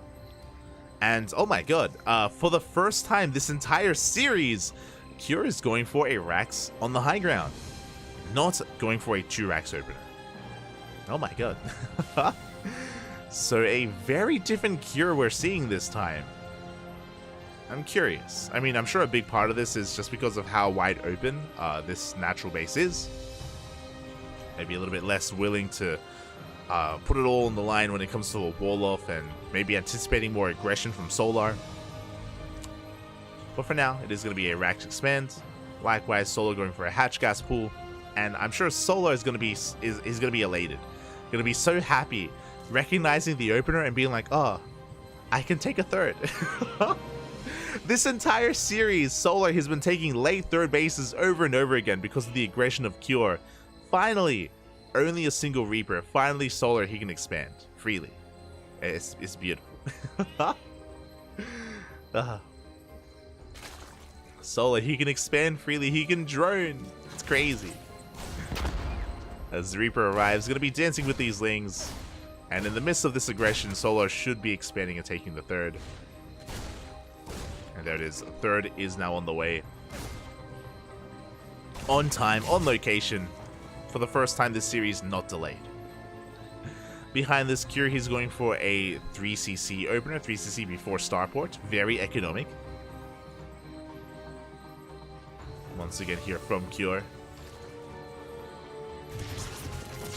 Tumor has been thrown down. It is going to be saved. This Cure is forced out. And yeah, there we go. We do have that Starport on the way. Should be a 3cc Banshee variation, but we'll see if we have a Tech Lab and an add-on top before us, or if we go for a very different follow-up.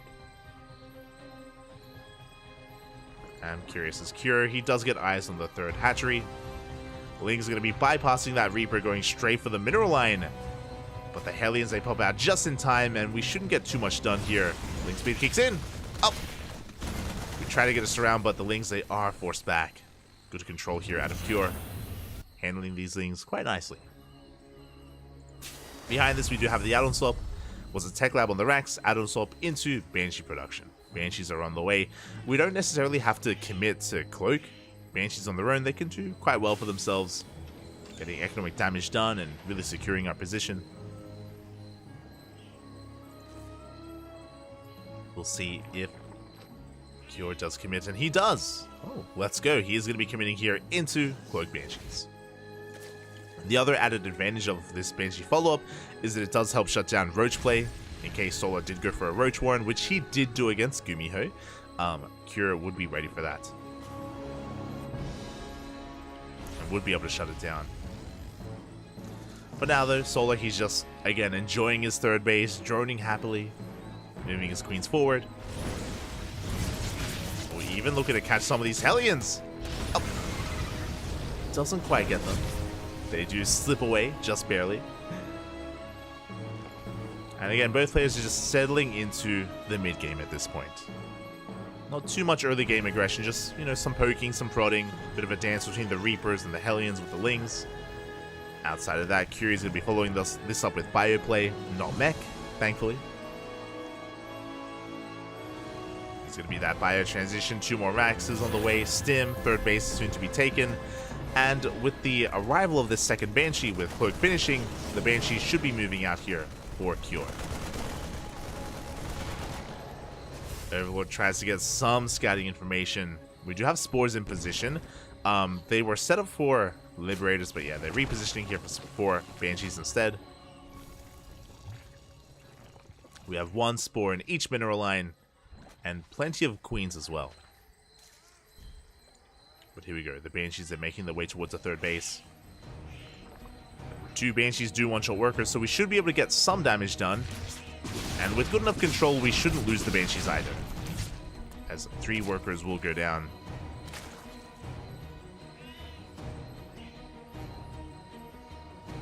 Oh, gonna get a 4th and a 5th drone. Oh my god! We get up to 6 workers here at the third. Not too bad, the Banshees will survive, they can race back home and even repair.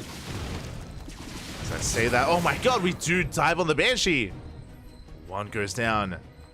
Running out of energy at the wrong time. Good moves there out of Solar.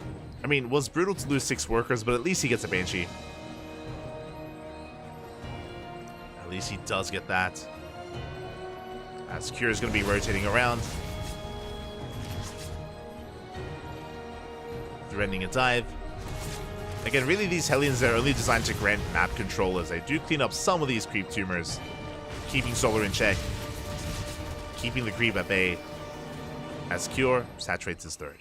And it gets into his 5 rack setup. Got 5 raxes, 1-1, second factory is on the way. We're taking our gases. Again, this is our sign. 2 gases, second factory. We're not 8 raxing. We're not going for a 3-base all-in. Cure is going to be working towards a 4th CC momentarily. Cure is going for a more macro-oriented build.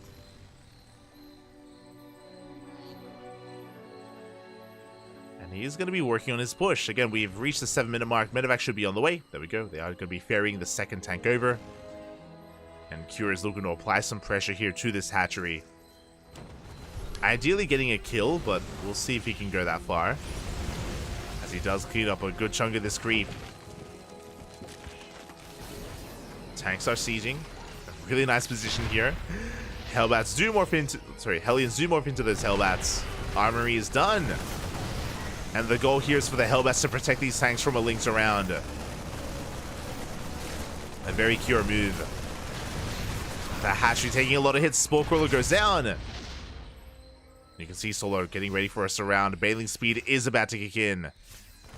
Lings coming from behind as well. Sure, we may have Hellbats, but there's so many Bailings. And we collapse on this army. The Hellbats, they do what they can, but the tanks will go down. A good cleanup here from Solar. We have a double drop into the main base, but there are Lings in position. Reinforcements are on the way. The Medevac's taking a lot of hits. Oh, 1 full Medevac goes down. Brutal loss there from Cure. At the same time, he has the double drop on the right-hand side. He is going to get on top of this hatchery at least. He does force a cancel. He does deal with the 5th, but still not worth losing a full medevac. And from here, Solar, he can even try to double expand. This 5th base is going to be difficult to hold on to, but this time Solar, he's in position. Kira going for another double drop, working towards drilling claws. There's a 4th CC on the way, and Solar, he's also taking up even further. This time, not into ultras. He's aware of, he needs some anti-air this time, and we have Hydras on the way, and a Lurker Cavern as well. Lurker Den. I was thinking of the Ultra Cavern. Lurker Den is on the way, alongside the Hive. Cure pushing towards the north. Has a minefield here with him this time. Good bait. And the 1 link goes down. We have 2 more Widow Mines. Some better connections, but still Solo will clean this up without losing too much. The mines go down. Cure coming in from the south once again, but this time we have an army in position. Solar is here.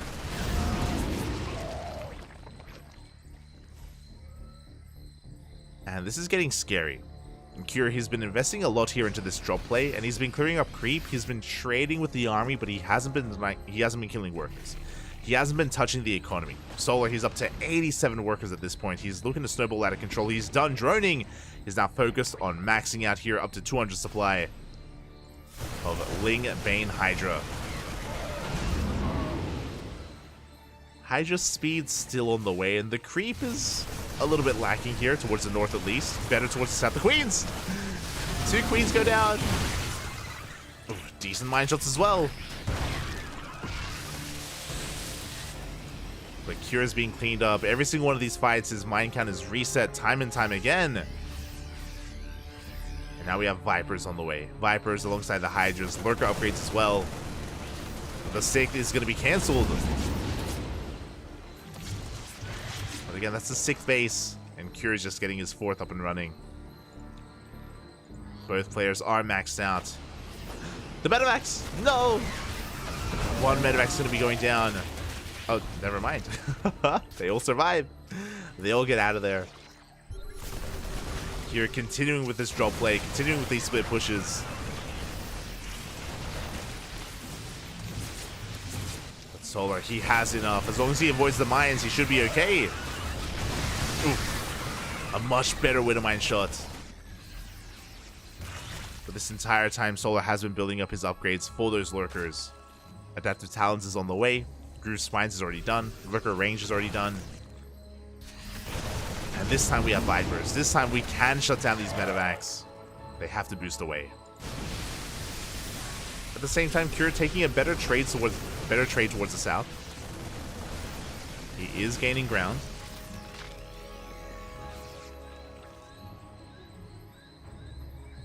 Doom Drop going towards the main as well, which is going to be spotted by this Overlord. So he sees, he knows. Does he have enough time to react? As we do drop into the main base, the tech is exposed. We can go for the pit, we can go for the Hydra Den. We're going for a bit of everything here. Hydra Den is getting low, but we do clean this up. Yeah, the army is going to go down. At the same time, we send reinforcements towards the 3rd. It looks like that's going to go down. We don't get the tech in the main, but we do get a hatchery. Good moment here for Cure. He does kill a base. He's taking a 5th base behind this. The drop comes back in with a handful of Marines. It is Cure overextending though. Gets a handful of workers. Now going to be focusing on this southern push. Solo, he may have lost the base, but he still has so many more hatcheries that he can saturate. And he's coming in for a surround. And this entire game, Solo's been the defender. Like, it's just been Cure harassing, attacking, dropping, and Solo, he hasn't been able to be aggressive until now. Solo, he's finally breaking free, finally counterattacking, and there's not much at home to defend. Cure, his drops are stuck here in the corner of the map. This base is vulnerable. It is compromised. It's going to be broken. And they crash on in. Good blinding clouds, and this final tank should go down as well. The Ghosts, they have arrived. They're going to be able to hold on, but that's 12 SCVs going down. Solar finally doing some damage to the economy of Cure. And that was only after Solar was able to shut down a lot of these drops. Most of these drops even. Now Solar, he can be the aggressor. As I mentioned before, he's been defending this entire time, he's been droning this entire time. And now that he has good upgrades, now that he has a decent army, he can push out. It's been a slow climb for Solar, but he's here. The mine! Mine gonna be connecting. Cure getting caught out on the map, but Ghost goes down. We can't afford these losses. We can't afford losing Ghosts like this. Solar has a ban, Cure doesn't. Tries to go for another drop, is denied, and Solar, he gets eyes on the 5th base, and he wants it. Bane is gonna crash on forward. Planetary does go down. At the same time, Solar going to be harassing this 3rd base as well. SCVs are falling and Cure is being pulled apart. The shoe on the other foot. Cure, he was enjoying himself when he was the aggressor, when he was dropping. But now that he has to defend, he's been struggling. 11 SCVs go down. Base isn't mining. Drops are moving out. No, past the spore. Hatchery is going to be denied towards the south, and we're going to be able to shell away at these tech structures once again. But the main armies are soon to clash. The mines do burrow. Ooh, big connections on the Bailings. Same connections. Meanwhile, we get the power bomb. No splits! No! The medevacs, so many of them are going to go down. We split away with the parasitic bomb. Medevacs go down, and Cure, is he losing too much here? He is still maxed out, but he doesn't have much of an economy. If he takes another bad trade, he won't be able to rebuild. When this time, the mines will not connect. Yeah, we can chase this down, even off of creep. At the same time, another Ling Bane counterattack, getting onto the 3rd base. 11, 12, 15 SCVs go down, and this orbital is not long for this world. Ay. Yeah, it looks like we're snowballing out of control. Cure is the one being pulled apart. That's 18 dead SCVs. Denied mining. Borrowed Lings even. Forcing out a scan. And Solar, he's diving on top of the Ghost. Late reaction here from Cure. There's nowhere to run, nowhere to hide. The Hydras, they collapse on this position. They get on top of the Ghost here as well. At the same time, a Ling run by GG gets called, and it's just too much. Solar will take the series 2-1, taking down Cure and advancing on to the semifinals. GG.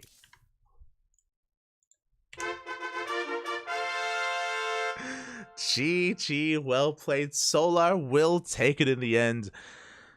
Wasn't the easiest road though. Wasn't the easiest time from Solar. He came in from the elimination match, from losing to Gumiho earlier, and even here he was forced into the ace match, and he was stuck defending back at home, stuck trying to keep up with the drop play of Cure. And he did. He was able to keep up, even shut down some of those medevacs, shut down some of the drops, eventually able to gain map control and be the aggressor himself. GG, well played. Congratulations to Solar as he makes it out second in Group A.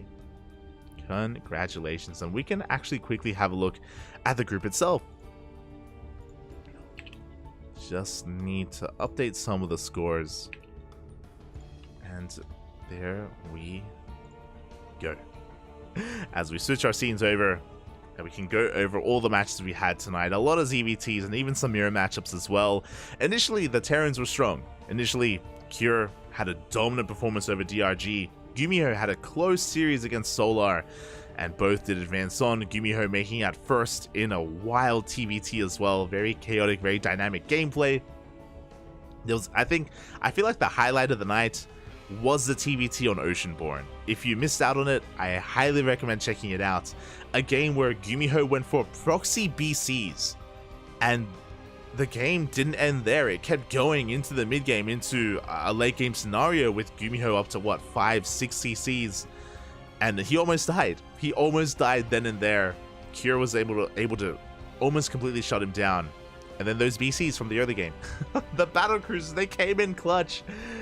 And they were the MVPs of that entire series. That was amazing. Gumiho came out first, well deserved. And then we went down to the elimination matches where Solo was able to claw his way back out of Group A, coming out second. TT, well played. Again, really good matches, really solid series overall. And even the Cure versus DRG series, the only one that wasn't a best of 3, like even that was a solid series as well, just able to really showcase what Cure is made of and how dominant he can be, how impressive he can look. Unfortunately, didn't make it out of the group. You know, it is a tournament at the end of the day. There are winners, there are losers, and some players do have to bow out. Honestly, coming into the season of GSL, my eye was on Cure. I was expecting really good things out of Cure, and hey, he made it into the top 8, into the round of 8, but again, he does meet his end here. I do still have my eye on him leading into DreamHack Atlanta. DreamHack Atlanta is on the horizon alongside Home Story Cup and some other big events. And Cure has been looking damn good. Like even here in this group, he barely didn't make it out. So I look forward to seeing more of him. Look forward to it. Likewise, Gumiho, of course, with a new team boost, recently joining Cloud9. I'm sure his team are very happy with their pickup, and I'm sure Gumiho has a lot more motivation to improve and to excel at the game. So again, there are a lot of players that are really peaking at the moment coming into DreamHack Atlanta, which is going to be in a couple of weeks. Keep an eye out for it. Make sure you tune in. DreamHack Atlanta is going to be amazing. We may be a part of it as well. For DreamHack Yongshipping, we were a side stream. I think we were the B stream or the C stream, and we were covering the open brackets. We're going to try and do the same for DreamHack Atlanta. We're going to try and at least cover the open brackets, and maybe more than that, depending on if we manage to be the B stream or a different side stream instead. We'll do our best. We'll do our best. We'll be a part of it. Otherwise, thank you so much everyone for tuning in. Thank you so much everyone for watching. An amazing day of StarCraft here. We're going to be casting Group B next week. Next week is going to be Group B of the round of 8. Initially, we were going to cast Group B on Thursday, but we have something else on Thursday. If you've been on Twitter, if you've been on social media, you know there's a show match. On Thursday, there is a show match between Miyamaika and Hon Mono. It's going to be a battle of the sea, the battle of Southeast Asia. We've got Hon Mono on one side for Japan. We have Miyamaika for Vietnam on the other side. And it's going to be a best of 19. What have I agreed to? What have what have I done, Papi? What have I done? A best of 19 between Hon Mono and Miyamaika. It's gonna be crazy. It's gonna be crazy. Again, look forward to that. That's gonna be on Thursday. If you're wondering, best of 19, what? Are you just gonna reuse maps? Like, what's happening there? No. Unique maps. 19 game, a max of 19 games. Unique maps here for our players. We're delving into the map pool, going for some older maps, going for some previously unused maps as well. It's gonna be wild, and look forward to it. I'm gonna need a co-caster. I'm gonna reach out. I'm gonna reach out to Yaku, to Asher, and hopefully I can get someone to join me, because I'm gonna need someone. I'm pretty sure my brain is gonna melt, not even halfway through that ZBT. It's gonna be awful and amazing at the same time. I'm gonna need some help. So look forward to it. Look forward to it. It's gonna be on Thursday. Meanwhile, our next broadcast is gonna be tomorrow. Again, if you're tuning in for the first time, if you're unfamiliar with the CranKy Ducklings, we're live every day. Every single day, and tomorrow, or at least once a day. This is our second broadcast. We casted ESL Open Cup Americas earlier this morning, so plenty of StarCraft. Tomorrow we're going to be live with the Kung Fu Cup in 22 hours. In 22 hours time, we're going to be live here on this channel with some KFC action. What kind of KFC? The best kind. The Kung Fu Cup kind. Kung Fu Cup, if you don't know, is a weekly tournament that features the best of the best from Korea, Asia, Europe, and the Americas. They all come together for Kung Fu Cup because it's got a hefty prize pool. A big prize pool, so it brings together players like Clem, MaxPax, Raynor, Serral, Dark, Hero, Bjorn, Kior, Gumiho, the best of the best. Estrella, Trigger at times. It's a rough time for Trigger because it's really early in the morning in the Americas, but every now and then he shows up as well. So yeah, Kung Fu Cup, 22 hours time. Be there. be there tomorrow. As yeah, with that, we are going to be done for tonight. Thank you so much. Thank you so much, everyone, for tuning in. It was an amazing day of StarCraft. 4 hours. Not bad. Not bad here to cover a group of GSL. And oh, yeah, I hope everyone in the chat has been doing well. Catching up. And yeah, with that, we're going to be done. If you want to follow us, you can support us elsewhere. You can follow us on Twitter, Facebook, Instagram, YouTube. All the social medias are all there. If you enjoyed the cast and if you want more CranKy Ducklings and maybe you can't tune in live, !YouTube. !YouTube in the chat. We'll give you a link to our YouTube channel. We do upload on a daily basis. Because we upload 1 tournament a day and because we cast more than 1 tournament a day, our YouTube uploads are a little bit behind. They're behind 3 months. They're behind 3 months. I'm trying to catch up. It's brutal. Like I don't want to spam our subscribers on YouTube, and I don't want to just like pump out non-stop VODs. So I've been going for 2 VODs a day, trying to catch up. We'll see if we ever do. We're doing our best. We're doing our best. So you can follow us on YouTube if you're interested. Otherwise, thank you. Thank you so much for watching. Thanks so much everyone for tuning in. We appreciate the support, and we'll see you guys tomorrow for some Kung Fu Cup action. Until then, take care of yourselves. Enjoy your week. Hasta luego. Bye. Hasta luego.